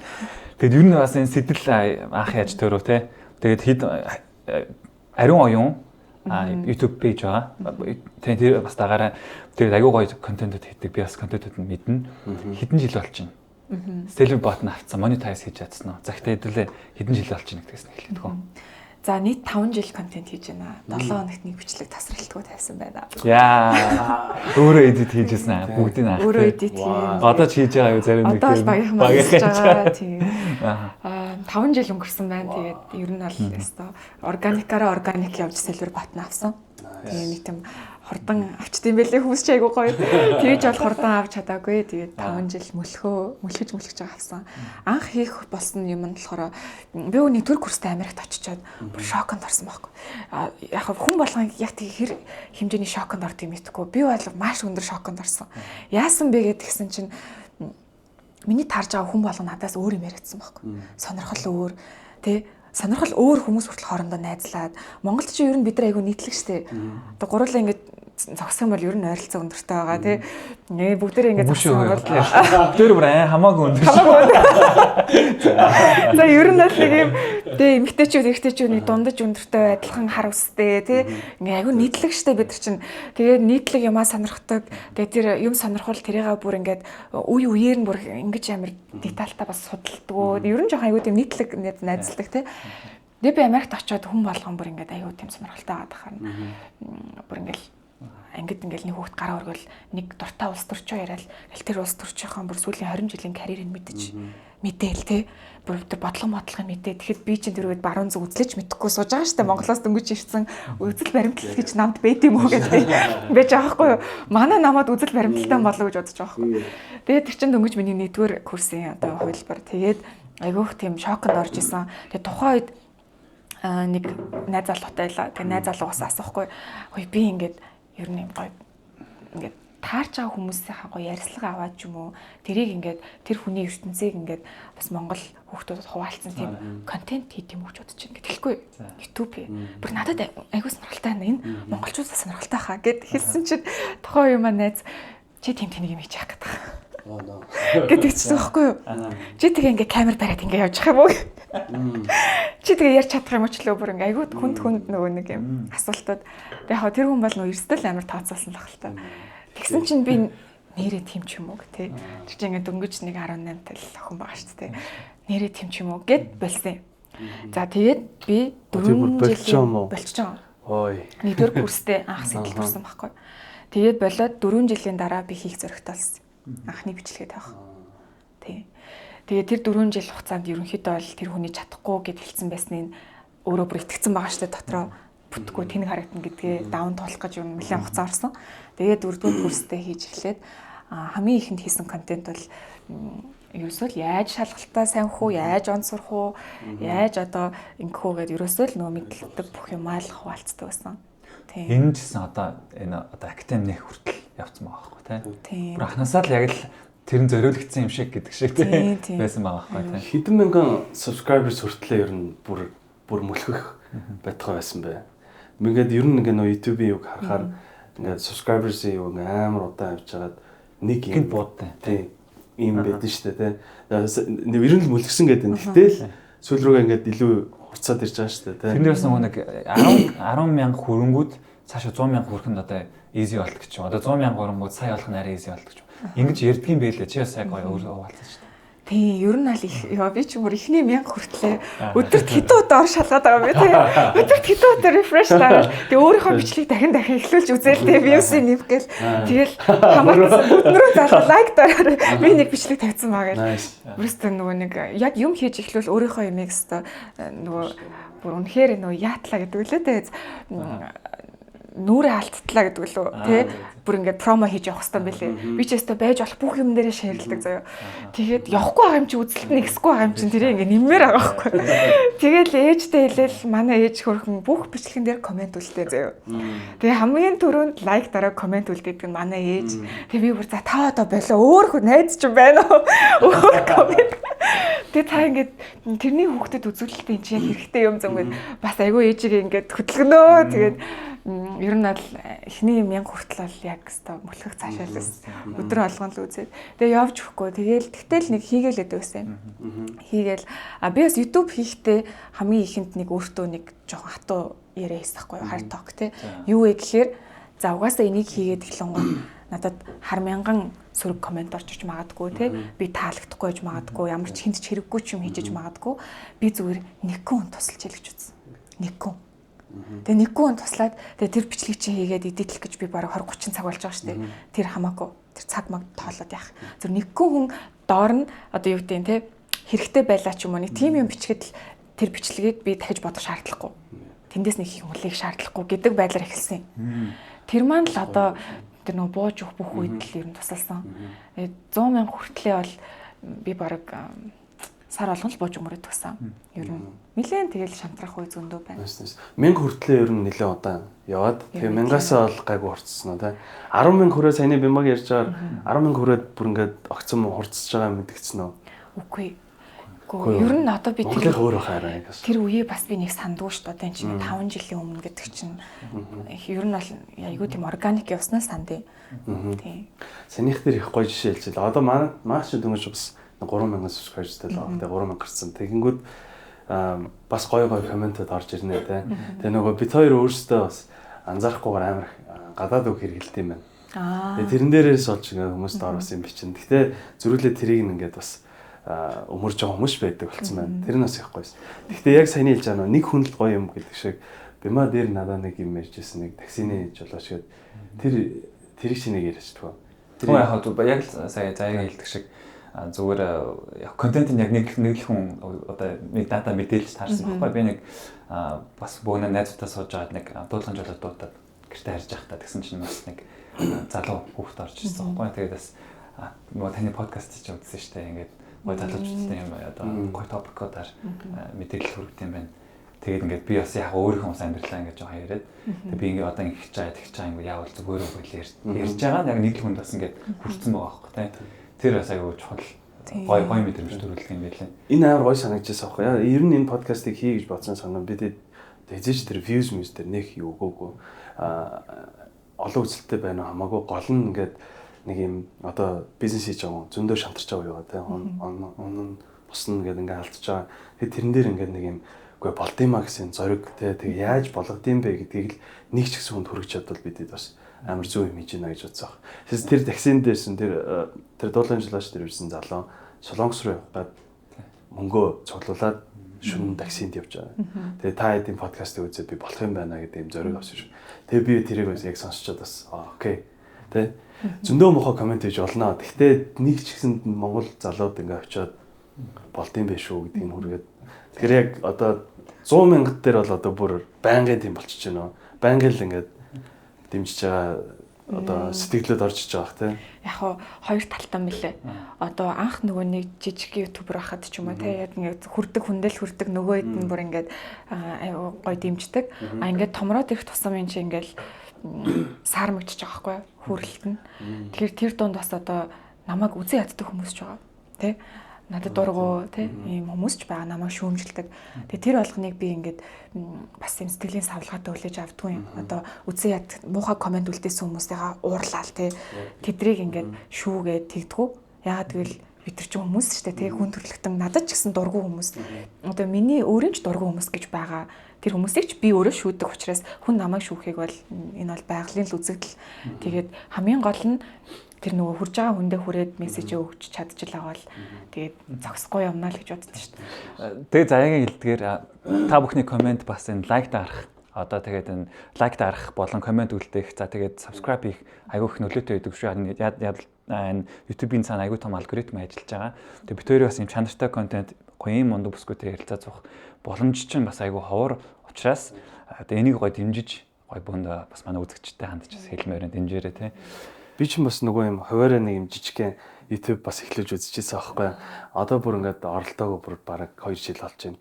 Тэгээ амжихгүй ингээд ажил энэ бол шалтгаан. Дахиад юм зөвөр шалтгаан болчихж байгаа. Тэгэхэд би амар мэдээд байгаа аахгүй. Одоо миний чинь 300 subscribersтэй л дээ. Энэ тэгэхэд ч гэсэн л 300-ыг өргөчөө хүртэл өөрөө бас нэлээ юм болж иж хурж исэн аахгүй. Тэгэхэд одоо яг 100,000 гэдэг бол бүр амар байгаа. Саяны тэр комент дээр ч гэсэн би яг бас юм муу комментод одоо мууч явахтай сөрөг комментод орж ирэхэд нь эхлээд ингээд шууд ингээд ямар муухай юм бэ тэ би чинь тэ Монголд ингээд гоё л аялах юмыг гадаадд танилцуулах гэдэг хахад яа нэг юм 40 гарцсан ах маань орж ирээд намайг пэгээр нь дуудаад байгаа юм яг ингээд амар муухай сэтгэлээр амжсан аахгүй унах ч явах ингээд ийм оронгүй штэ гэдэг тэгжсэн чи бас яг нэг подкаст үзчихсэн чинь нэг юм YouTube-ийн нөхөр хэлчихсэн аахгүй. Өгж байгаа комментээс тэр нөгөө юм субъектив юмнуудыг хасаа. Тэ. Тэгээ яг гол хэлж байгаа зорилгыг нь гэхдээ заавал хараарай буюу шүүмжийн ингээд хүлээж аваарай тэгвэл сайжир шүү. Тэгээ миний яг тэр бичлэгэн дээр доор нь нөгөө би хээр очингуудаа шууд өвсөн дээр ингээд гал хасаацсан байхгүй. Тэгин чи тэр ах юм бол уралж байгаа юм байгаль орчноо ингээд хамгаалах хэрэгтэй шүү дээ гэдэг гол point байсан байгаа байхгүй. Тэгэхээр хэлж байгаа аргачлал нь өөрөө нөгөө манайх нар ч бас гоё орж ирж шүү дээ. Тэ бас гоё ихснэр ч бас ба. Тэгээд би яг тэрнээс хойш хизээш нөгөө юм шууд гал хасаахтаа заавал доор нь юм нөгөө юу тулгуудыг тавьж хийдээс. Яг тийм оо тийм зөндөө олон жишээ. Тэгээ зүгээр бас хүмүүс сонирхолтой гэж магадгүй гэж хэлсэн шүү. Юуны хувьд YouTube-ийн хувьд хамгийн хэцүү юм нь яг юу вэ? Тэгээ яг 7 хоног болго оруулж исэн гэж тийм тэ. Хамгийн хэцүү юм нь яг юу байсан бэ? Шантрахгүй бууж өгөх юм уу? Тийм. Бусдаар бол би чи edit хийж мэдэхгүй те. Ямар ч мэдлэхгүй ихсэн. Би юусе яаж ихсэн бэ гэхээр би өөрийгөө бууж өгүүлэхгүй тулд нэг юм хийсэн. Тэгээ тэрийг бол би хүмүүс зөвлөдгөө юм. Зүр уцаараа чамаагүй хэлэхэд. Би болохоор Canon G7X гэдэг тухайн үед Amazon дээр нэг $500 гэсэн камерыг мөнгө зөвлөж авсан. Тэгээд эхний бичлэгийн албаар тэгж хийсэн. Яагаад гэвэл нэг үнэтэй камер авсан юм чинь бууж авахгүй би өөрөө яг мэдээд байгаа байхгүй юу. Уцаараа би өөрөө тийм хөтөлбөр юм байхгүй яг ингээд инвест хийчих юм бол за би хийсэн штэ гэд нэг өөрийгөө юм жоохон өрхөнд оролдог. Тэгээд анхны тийм гоё юм камер аваад жижигхэн блогинг камер ид. Тэрийг аваад эхлүүлжсэн. Тэгээд тэрийг авцсан тулдаа нөгөө нэг бандан тас гэдэг шигтэй тийм өөрөө явуулаад байсан. Эдитийн хувьд бол одоо жишээ нь би орой л YouTube-ээр ингээд нойрондоо ингээд бичлэг үзэж очдог гэсэн. Эдитийн Premiere Pro дээр. Premiere Pro-гийн бичлэгүүд яаж катлтын, яаж юм нэмдээ ингээд үзэн дандаа ямар нийтдээ им white American те цагаан Америк залуучууд тийм бичлэг хийх юм лээ. Тэгээ эмэгтэй хүмүүс тийм дунд айгүй ховор, Аз хүмүүс маш ховор.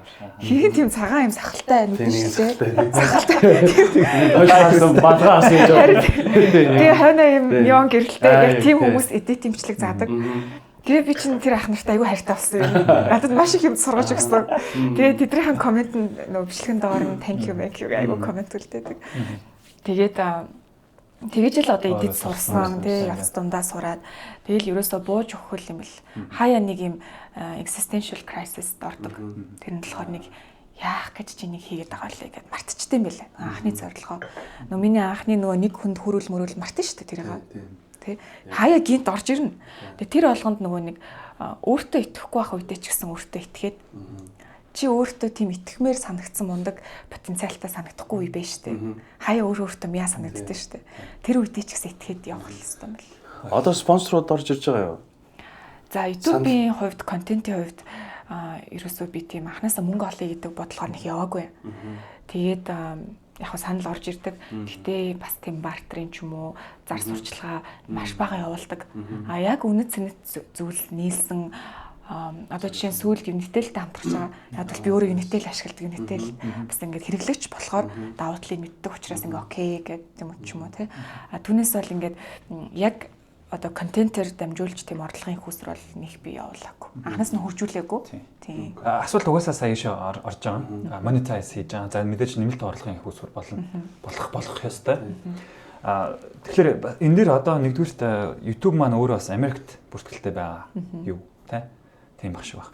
Тэгээд энэ дээр бас одоо тэндээс мөнгө олох боломж байна уу? Америкт бүртгэлтэй гэдгийг хүртэл дэлгэрүүлж ярихгүй бол тийм. Яг нь Монголд монетайзаар хийж эхлэх байгаа. Гэхдээ энэ 9 сараас хийх гэдээ яригдаж байгаа. Америкт яагаад бүртгэлтэй байдаг вэ гэхээр Америкт бүртгэлтэй болчоор тэндээс одоо Америкийн одоо зар сурталчилгаанууд явах боломжтой болдог гэсэн үг л дээ. Тэгээд одоо за яг Америкаас үзэж байгаа хүмүүс тэр одоо зар сурталчилгаан үзэлтийн төлөө одоо YouTube мөнгө төлнө гэсэн үг байхгүй тийм. Тийм эхэлсэн байгаа юу? Яг нь карт нь бол холбоотой байдаг.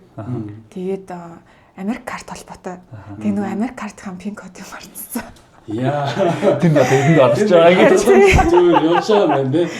Тэгээ яг нөгөө хаяад байгаа нь нэг их мөнгө ордгоо би мэддэг байхгүй юу? Угаасаа ихэнх нь Монголоос үзэж байгаа.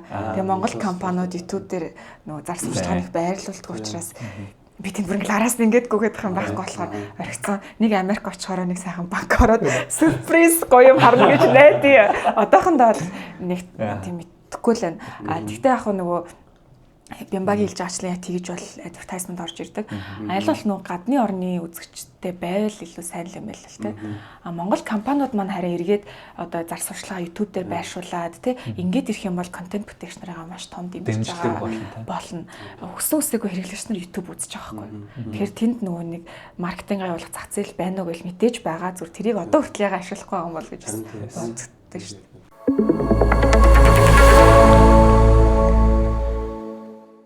Тэгээд хэдүүлээ бас 2 дугаар хэсэг рүү орно. Би түрүүн бас ингээд нөгөө заяагийнхаа яг юу хийж байгааг дурдсан те ээж, зөвлөх багш.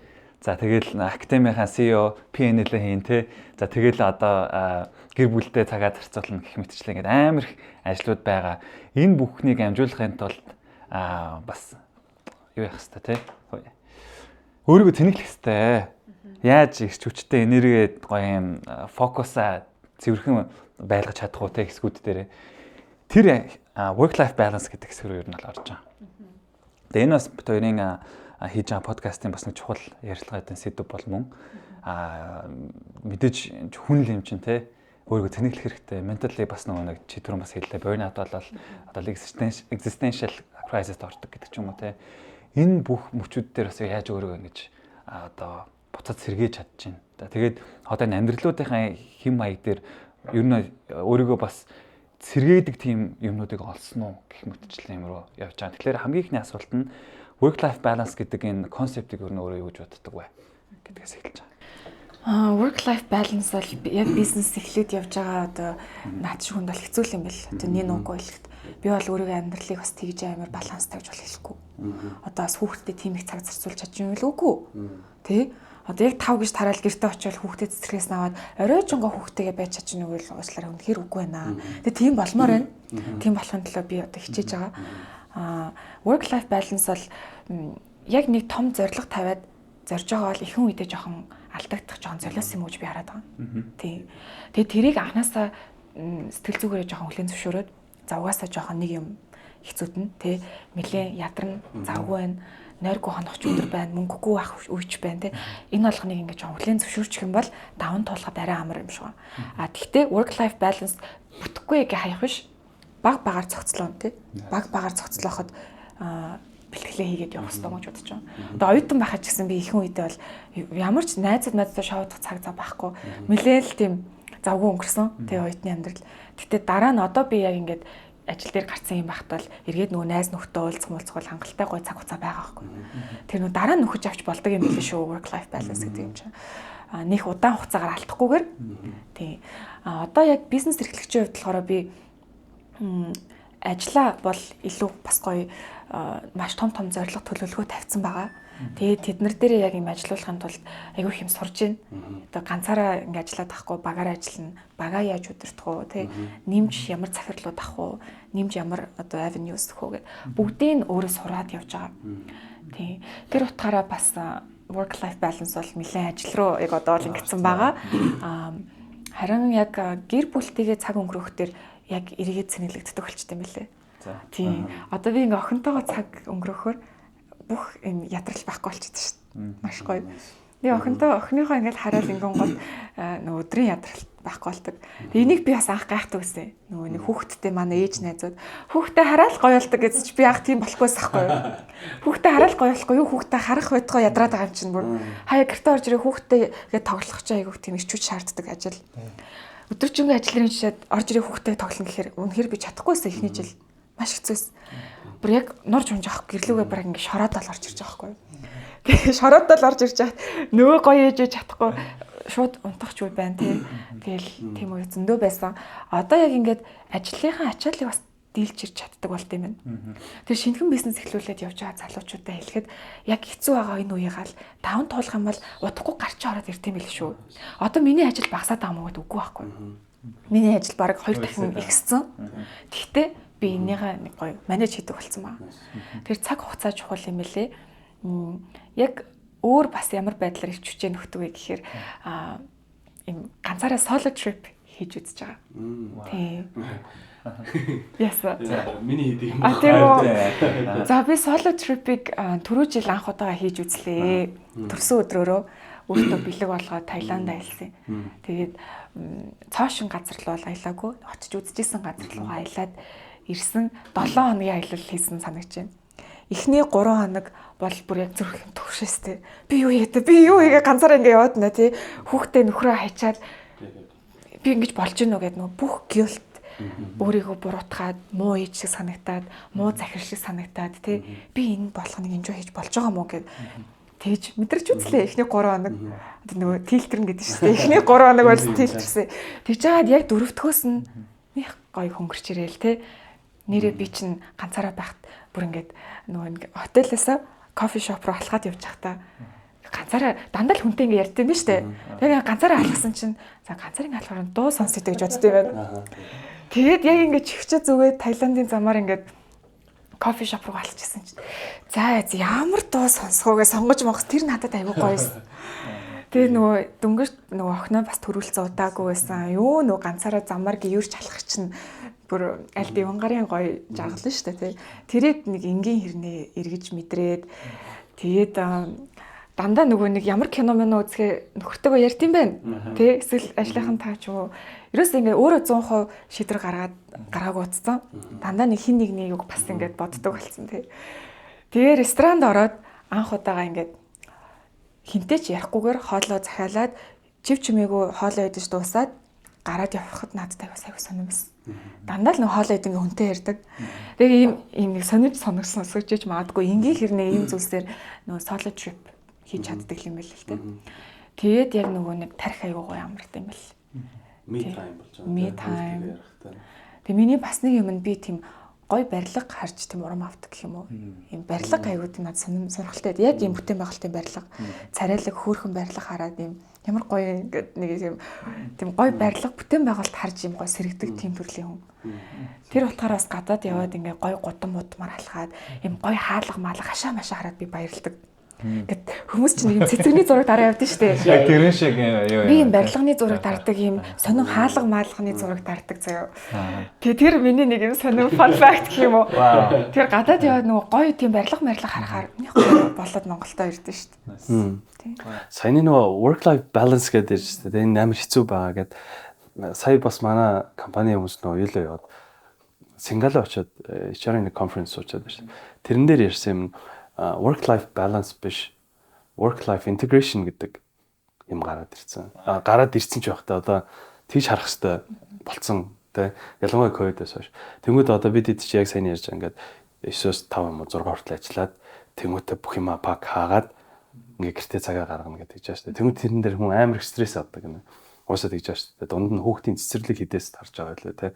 Тэнгүүд одоо энэ гадны компаниуд work life integration руу шилжиж байгаа. Тэрний юу гэхээр өглөө та ажил дээрээ ирж 2 цаг ажиллачаад дундуур нь 1 цаг яваад гэр бүлтэй зарцуулчаад буцаж ирж ажиллачаад дахиад оройн нь 2 цаг төрүүлж гарч ажиллачаад буцаж ирээд тэрийг нөхч болдог тий. Тэгээд тэр нь remote-тай хосолж байгаа.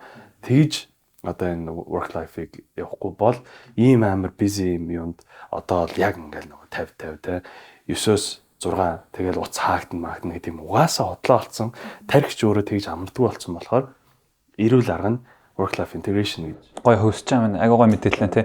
Тэгээд зөвхөн одоо нөгөө нэг бас юм 9 to 5 ажил биш тий. Бизнес эрхлэгчтэй адилхан. Тэгээд яг integration гэдэг make sense бүр яг тохирч байна. Тэгэх ёстой юм шиг санагдаж байна. Яагаад гэвэл нөгөө нэг бизнес хувийн бизнес хийж байгаа ч гэсэн бас дахиад өөртөө цаг гаргах хэрэгтэй байгаа дахна шүү дээ. Тэгэхгүй бол заяа байхгүй болох гэдэг шүү дээ тий. Тэгэхээр яг тэрнийг хэлж байгаа. Тэгээд яг сайн энэ гоё trip хийж явсан гэдэг бас манай оролцсон одоо ингээл бүгдээ яг тийм амьдралын амар завгүй хэмнэлтэй хүмүүс байгаа таахгүй. Тэгэл ингээл яг янз бүрийн хийж үздэг. Тэгээд битэрсэн энийгээ танаас тэмүүлэн бас тэгж solo trip амар хийдэг байхгүй. Тэгээд наа чинь бүр ингээд хээр бүр хинж байхгүй за тийм газар очиж ингээд тэгэхээр амар эвүүл юм бэлээ. Миний ингээд харж байгаа. Тэгээд бас тэгдэм би заяасаас цаашаа ер нь бол өөрийнх нь бас дуртай хобби юу байна те. Одоо би физиологи бас гоё хөдөлж байгаа те. Тэгээд бас ингээд гоё юм би хаагаас яаж авч явж чинь эрүүл байлгаж чинь гэдэг талаасаа эрүүл дайет, эсвэл спорт хөдөлгөөн хийдэг уу яадаг уу. За, snowboarding их дуртай. Өвлийн цагаар бол би ч ганцаараа явчихдаг шүү дээ. Ганцаараа шөнө явчихдаг. Хүмүүс гайхаад идэв ямар айдгүй ингээд. Нөхрөө явахгүй гэдэг хамт. Тэгэхээр за тэгвэл би ганцаараа явдлаа гэд бордоо чигээл машиндаа хийгээл явчтэй. Тэгээд яг уулан дээр хоёул жоохон төстэй байна. Би бас нэг юм уулан мулдар ингээд ганцаараа дуртай. Тэр чинь айгүй гоё юм гэдэг. Уулнаа таруул гайхах юм байна. Тэгээд нөгөө нэг сноубордоор ингээд явахад нөгөө нэг уулан дээр ингээ айгуу гоё чив чимээгүй хав харанхууд яг ингээд тэг ард ингээ хот байна айгуу гоё. Тэгээд өвөлдөө бол сноубордын зундаа болохоор би гүөх дуртай. Зүгээр л ингээд тредмил дээр гүөх дуртай. Гүүж яхад миний бодол айгуу цэгцэрдэг. Тэгээ бодол цэгцэрнэ гэхээр нэг лаг ингээл за ийм юм байна гэл шийдэл бас гарах биш. Зүгээр л бодлоо бодож дуустдаг. Гүүжэд л ингээл бодол орж ирэлдэг. Тэгэл тэрийг бодоол хэрэгтэй бол тэ үлдээн хэрэггүй бол хаяа бодоод дуусна. Ингэсээр хагаад нөгөө тарих ингээд цэвэрлэгчтэй мэл. Бүх бодлоо бодоод дуусчих жоох байхгүй. Тэгэхгүй яг ингээ юм ингээ хийгээд ингээр нөгөө бодлоо бодож амждаггүй. Тэгэхээр гүүх аягүй дуртай. Тэгээс намайг яг жоохон бахад яг өөрийнхөө нөгөө бага наснаас хуваалцаад ээж би чинь ганц би ээжтэй өссөн. Тэгээ манай ээж миний мэдхийн л ажилдаг байсан. Намайг ухаан орсон цагаас л ажилдаг. Тэгээ би эмээ дээр өссөн. Тэгээ манай эмээ чинь аягүй хөдөлгөөнтэй. Ингээл гэртээ байхдаа нэг бор дэвтэрнээс ингээд утас ингээд баах утсаа бичдэг шүү дээ адрес гээд. Найзуудыгаа бичээд дугаар юмшдаг эмээнэр тийм байсан. Тэгэл бүгд нэг уцаар яриад дийл хийгээл байгаа байхгүй. Гэртээ байхдаа ч зүгээр ахгүй уцаар ярьдаг юм байна. Тэгээ намайг нөгөө баахан төрийн албан ажиллаар ингээд тэнд ч ажилтаа тэнд ч хүнтэй болсон гээд дагуулга гарчдаг.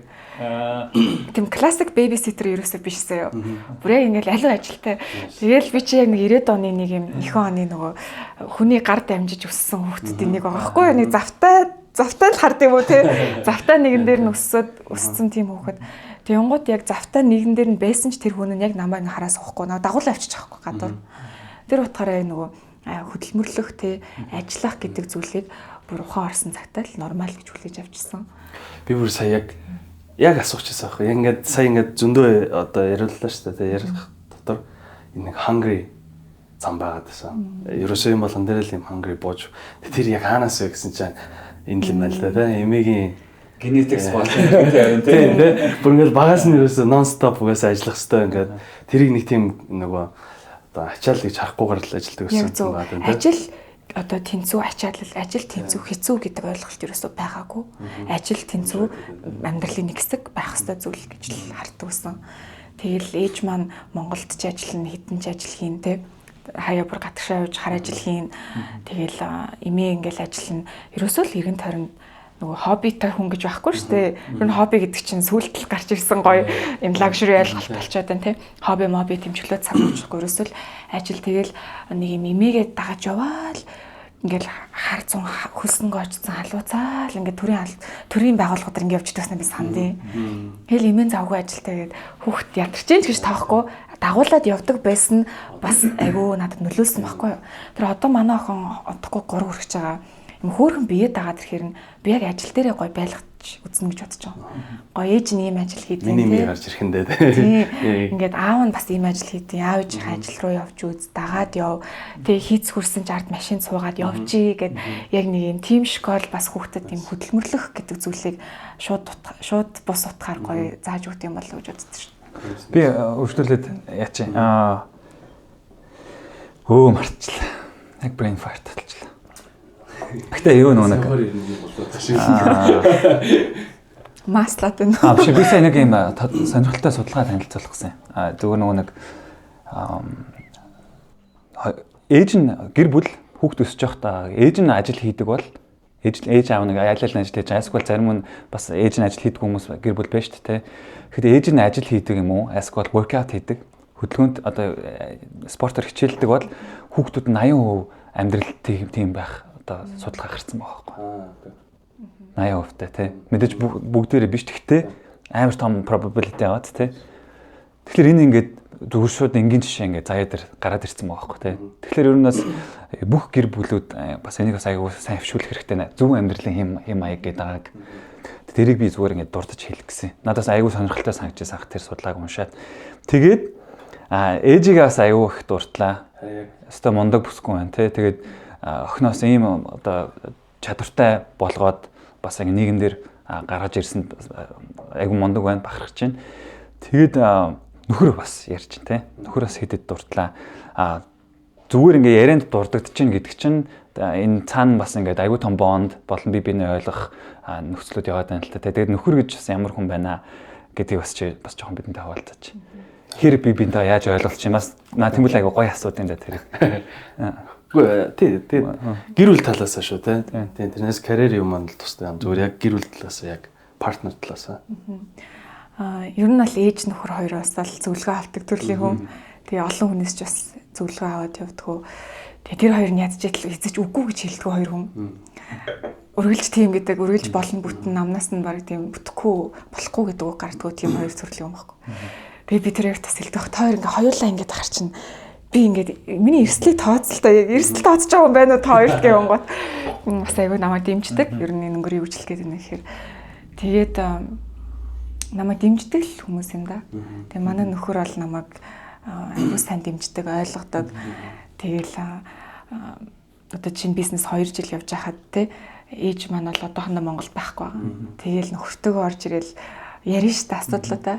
Тийм гот хамтдаа шийдээд яг хамтран үсгэн байгуулагчтай бас аяга байх гоё юм бэлээ. Би чинь тийм хөнгөө эхэлсэн, өөрөөрөө эхэлсэн. Одоо дахиж бизнес эхлүүл би хизээч ганцаараа эхлэхгүй гэж боддог байхгүй. Хизээч хүүхд дөнгөж гаргацсан байхтай хийхгүй ингэн гэж зөндөө аль юмсарсан. Тэгэхээр хамтран үсгэн байгуулагчтай хүмүүст би бас аяга атархтай. Ямар гоё юм бэ? Асуудлуудаа хамтдаа шийдээ ингэ явд юм байна. Тэгээ одоо яг доороос тайм баг бүрдүүлээд ирэхээр энэ маань ингээ гоё шийдэгдэж ирж байгаа. Аяг эхний 2 жил бол нөгөө хамтран үсгэн байгуулагчгүй юм чинь яг бүх юм асуудлаа ингээ өөрөө шийдээ явдаг. Тэгээд миний нөхөр миний баг юм шууд бус хамтран үсгэн байгуулагч байсан. Тийм бүх талаараа зөвлөдөг, дэмждэг. Нөхөр нь бас ажил хийдэг тий, ажиллаж байгаа тий. Яаж энэ ээж нь бас байхгүй гадаад байгаа юм байна тий. Яаж одоо ингээд нэг болгоод байна. Ер нь яаж энэ амар скежюл байх гэдэг шүү дээ. Тийм яг үнэ. Манай эмээ ихний жил харж өгсөн. Тийм манай эмээ харж өгөө, ээж маань ч гэсэн харж өгөөд тэгээд Монголд бас насрагчийн асуудал гэж том юм байна тий. Ер нь бол бизнесийн хувьд бол нөгөө доктортой ажилчид гэж нэг том Монголын ард түмний асуудал байна. За тэгээд ахуй дээр бол яг хүүхэд харж өгч тослох тий. Эн чинь бас ингээд тал хүн ам нь ажиллах боломжтой байтал хүүхдээ хараад ингээд яаж байгаа байхгүй. Тэр яг тэр асаргааны ажил гэдэг чинь хөшөөний цаана явдаг. Нийгмийг дэмжиж байгаа маш том сектор шүү дээ тий. Энэ дээр бол аюу том асуудалтай. Гэхдээ тэгээд айгуу хүн олоод бас явжлаа. Тий.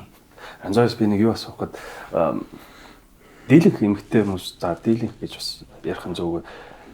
Декретийн хугацаа ч өөрөө 2 жил байдаг тий. Буюу одоо хүүхдээ бол 2 жил хүүхдээ асарч агаад ажилдаа ордог. Тэнгүүд 2 жил асрах хугацаанд бизнес эхлүүлсэн байна тий. Эмэгтэй хүн төрөнгөтэй нэг postpartum depression гэж яриад байдаг. Тийм болж исэн үү?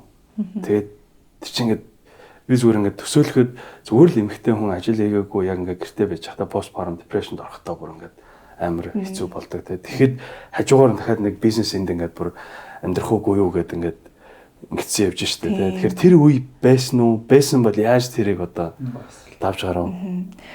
За наачаа айгуу санаа. Би магадгүй блоклцсон байж магадгүй гэж хаяа бодтээ.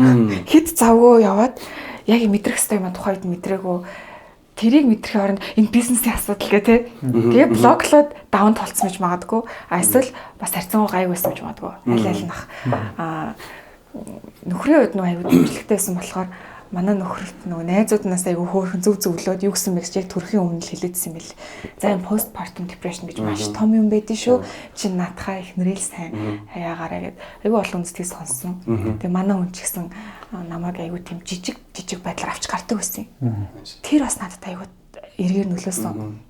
Тэгээ энийг бас тий аауд ирээдүйд магадгүй аа болох ч байгаа залуус сонсож байгаа бол эхнэрээ яг нөгөө нэг юм хүүхдээ гаргаад яг ингээд үс гэцгэн дэлбэрсэн тий нүрэж бодох завгүй ингээд байж хат нь гараа зармаг идчихээд ирээ хойлоо сүүн зармаг идчихээд ирээ тий хамт сэв ороод гой кофе уучаа алга гараад ирээ тий эсвэл за хойлоо газ нэг юм уулын замаар салхилчаад ирээ гараад ирээ гэд хүүхдийг харж мэдээж харах хүн байвал шүү дээ тий нэг жохон тусламж гуугаад нэг 30 минутын л манай нөхөр аягүй тэгдэг байсан байхгүй. Би ингээл хөхүүлээл ингээл заваал бийж шин. Тэнгуут нэг зүг зүр хүүхдгүй юм шиг заалгаад гараад ирээч гэл те.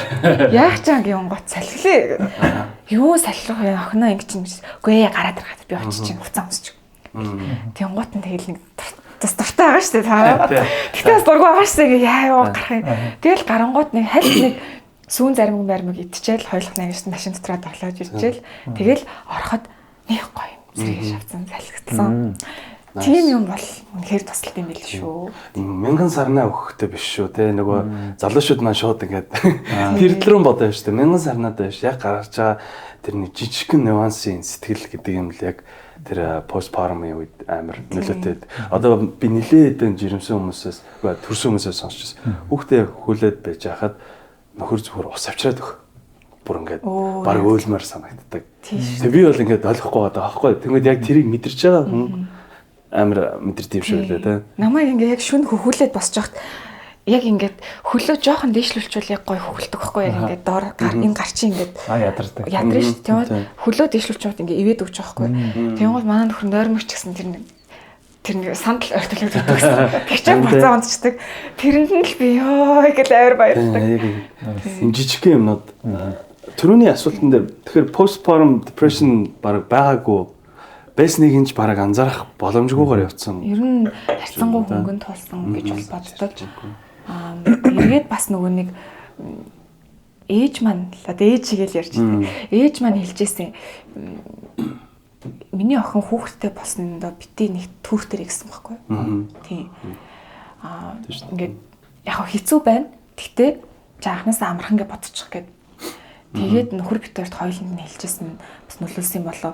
Тэгээд охинтой ингээ болцсон ч гэсэн нэраа хүүхдтэй юм ч гэсэн ингээл нэраа хүүхдтэй дэлгүүр гарах нэраа хүүхдтэй салхин гарах ч юм бөө ингээл хідэн гарах гэж бүр 2-3 цаг болно шүү дээ тий. Тэр болгондоо ерөөсө төртөхгүй айгу тийм нөгөө нэг сингл бахта хийдэг байсан юм да хийдэг байсан. Хийх гэж оролддог байсан ч юм уу тий.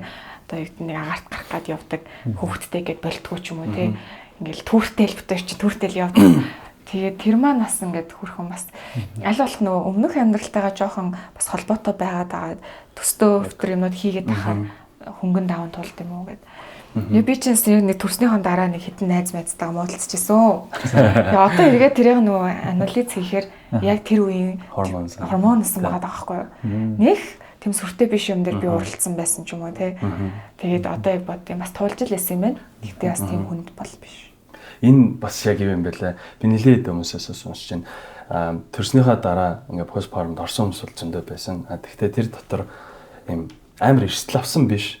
Юм өөрийн хоббиний юм эхлүүлэх юм бол тэр нь лөө ороогүй ингээ гарцсан байгаа байсан. Одоо яг би нэг хүнээс бас асууж ирсэн. Тэгэхэд дөнгөж төрөөд ингээд яг ингээд мэдрэгдэж эхэлсэн гэж байгаа байхгүй. Ингээл нөгөө тэр чинь бүх юм давхар явж байгаа. Нэг юм би чухал биш юм байна ч юм уу. Би ганц найзууд энд ингэж ийм ингээд энэ олон юм ингэж зэрэг орж ирдэг. Тэнгүүд шууд онлайн шоп нээсэн байгаа байхгүй. Тэгээд ямар ч тийм нөгөө юу байхгүй болсон. Мэдээж нөхөр амар яг л саяных шиг гэрж ирсэн ингээд юм. Тэгээ нэг жижигхэн юмнууд дээр тусч ирсэн. Нөгөө юм нь болонгууд шууд онлайн шоп нээгээд эрсдэл багтаа штэ тий. Гэтэ ингээ хийх юмтай болчонгууд тэрэн дээр ингээ стресстэй депресстэй болоод боёо саяны яг юм фокус ингээ амьдрал руугаа тий орох юмнууд. Nice юм. Чи яасан хувьд бас би энэ хүмүүсээ би амар судалгаа хийгээд л тий судалгаа хийгээд чи өөр алах нэ. Ер нь хүмүүс одоо ингээ мэдхгүй юм аа асуувал мэдээл явж явахгүй бол нөгөө ярьд штэ эрэгтэй хүн төмс гэж ярьдаг тий. Тэгэхээр яг яах ёстой вэ? Одоо сая нөгөө нөхөртөө ингээ найзууд нь зөвлөж исэн ч гэсэн амар юу болж байгаа байхгүй тий. Nice. Сая яриг тасалчлаа юу хвчсэн бэ? Сая юу хвчсэн. Манай нөхөр гэдэг. Манай нөхөр чинь тэгээд бас миний нөгөө бизнесийг аягүй дэмждэг. Ер нь намайг ингээд гоё юм хийгээ явахыг дэмждэг. Тэгээд дөнгөж төрсэн байхад нөгөө ажилчиг болж байна. Гэ асуугаад дүүсэн. Тэр чинь төрхөөс өмнө нэг хальт ярьсан те нэг хийж байгаа юм марц. Би бас нэг жоох эхлүүлсэн. Тэгээ яг ингээд төрөө дудааг байхад л асуугаад идвэсэн. Тэрнтэйгээ ярьсан уу? Тэрийгээ хийсэн үү? Чи нэрээ тэрийгээ хайсан гэл. Тэгээд одоо бодохоор манай нөхөр бас нөгөө нэг залуугийн тэнэг байгаа байхгүй. Чи нөгөө эмгтээ юу тулж байгаа мэдэхгүй. Нэг хүүхэд нь гараад ирсэн санагдаж байгаа шүү дээ. Тэгэхээр бас нөгөө бич тэрэнд нь ингээд тэгээ асуугаад байхаа. Яа ингээд хийдэг усахгүй яг ингээд асуугаад байна. Ингээл ихэр би бинийгаа нэг юм мэдэхгүй гинэн байдлаараа бас аягүй зөвөр хөтөлсөн юм санагддیں۔ Эргээд байгаа. Nice. За ер нь өнөрлж гин үү guys. Тэгээд ариун цаяада аягүй их баярлаа. Өөрийнх нь бас энэ аюу завгүй химаягтай амьдралаасаа бас багаан цагийг бит хоёртаас энд хурж ирээд ингээд гоо чөлөөтэй тий аюу гоё хэдлээ зөвхөн ажлын талаар ярьсангүй бас амьдралынх нь маш олон талаас хэдлээ ярилцлаа. Тэгээд гоё дурсамжуудаар ч гоё хэллээ. Аюу их баярлалаа хүрэлцэн ирсэнд. За би ганцхан асуулт асууж байна. Сүүлийн юм дээр түрүүний нөгөө одоо Бямбатай таарсан тэр залуу ингээд зөвлөгөө аваад явсан гэж штэ тий. Зөндөө их ялангуяа одоо нөгөө ариун YouTube дээр ариун оюу гэдэг би нөгөө YouTuber нэ sorry. Ариун заяаг ингээд үзэж байгаа хүмүүс байгаа. Тэр дотор илүү нөгөө влог талаараа явчихдээ штэ тий. Яг ингээд ажил дээр гарч ирж байгаа одоо юм яг өөршин юм ингээд хүүхдтэй болцсон ингээд ажил руу орохоос өөр аргагүй болсон юм явж байгаа юм ихтэй зөвлөгөө гэвэл ямар хөө зөвлөгөө байх вэ?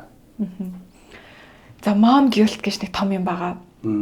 Муу ээж байгаад байгаа юм шиг санагдах мэдрэмж гэх юм уу та. Тэрийг гэртээ хүүхдээ хараад сууж байгаа ээж ч мэдэрдэг юм билээ. Би одоо ажил хийхгүй байна да тий. Хүүхд минь одоо 90 50-ны найзууд маань ажил хийгээд юм байна да. Би юм байна да. Би ингээ хоцроод байна да. ч гэдэг юм уу. Эсвэл магадгүй ингээ хүүхд минь намайг ингэж харж байна да ч юм уу. Янз бүрээр гарч ирнэ. Яг ажил хийгээд над шиг одоо working mom хүн яг л тэрийг бас мэдэрдэг. Би хүүхдтэй хангалттай цаг зарцуулахгүй байна да. Би бас муу ээж байна да гэдэг. Тэр юу ч хийсэн муу ээж байгаа юм шиг мэдрэмж авт юм бэл. Тийм. Үнэхээр мундаг ээж байсан ч очиод ярангууд багахан хэмжээний mom guilt мэдрээ явж байгаа. Тэгэхээр энийг нөгөө нэг за тэгчих юм бол арилна, ингэчих юм бол арилна гэхгүй зүгээр юу ч хийсэн mom guilt гэдэг зүйл байна. Тэрийг хүлээн зөвшөөрөөд л гоё юмаа хий. Тэгээд яг байгаагаараа байгаа ч л өөрөө чи хамгийн сайн байж болох ээж чи ойлгомжтой шүү дээ тийм ээ. Тийм болохоор тэгжлээ. Nice. Баярлалаа. Яг декретнээс орж иж байгаа. Одоо би ч нөгөө зөндөө олон компани дээр ингээд ажиллаад үзсэн. Чиний нэг судалгаан дээр. Декретнээс баяжуулаад авсан шүү. Илүү нөгөө одоо ингээд ажилчтайгаа энэ төр яриад яхад яг декретнээс орж иж байгаа ээж нар яг энэ байдаг. Бүр ингээд mom guilt гэдэг юм. Тэгээд тэрнээсээ болоо бүр буцаад ажилласаа гарахч тохиолдод гараад байдаг тий. Тэгэхээр яг санийх бүр ингээд зүгээр л гэртээ очисон ч байна, ажилд орсон ч байна, ингээд бизнесээ хийсэн ч байна. Тийм болохоор тэнцүү хийсэн ч байна. Бүр work life balance-аа супер зохицуулсан ч байдаг зүйл юм л. Nice. Тэгэхээр угсаал байх юм биш үү тий. Окей. За ямар гоё зөвлөл хэлээ тий. За хэдүүлээ ингээд бас өндөрлж जैन. За хэдүүлээ бас энэ дугаар маань түрүүн хэлсэнчлэн бас айгүй их олон залуусын хүч хөдөлмөрөөр бүрддэг энэ подкаст байгаа. Тэгээд манай энэ дугаарын бас ивент итгэгчээр Bako Speak Easy Bar оролцож байгаа бас битэрийн найзуудын байгуулсан айгүй гоё Speak Easy Bar. Тэгээд эднийх бас нэг zero waste гэдэг ерөөсөө хог хаягдaltaгүй ийм коктейлийг гаргах одоо тэр чиглэл рүү бас явж байгаа ийм бар байгаа. Тэгэхээр таад маань бас өөрсдөө ч мэдээж одоо коктейлний дуртай хамтагч юм бол мэдээж хамгийн өндөр түвшинд хийж гаргаж өгнө. За тэгээд давхар таад бас ингээд жимсний хог хаягдал гардаг бол тэргээр чи ингээд чихэр мэхэр хийдэг ч юм уу эднийх юм айгүй юм ухаалгаар бас шийдэж ажилдаг ийм гоё газар байгаа. Тэгээд бид бас Италийн гоё өндөр сортын вайнаар өнөөдөр байлаа. Айгүй гоё амттай байлаа. Тэгээд Бакута маш их баярлалаа.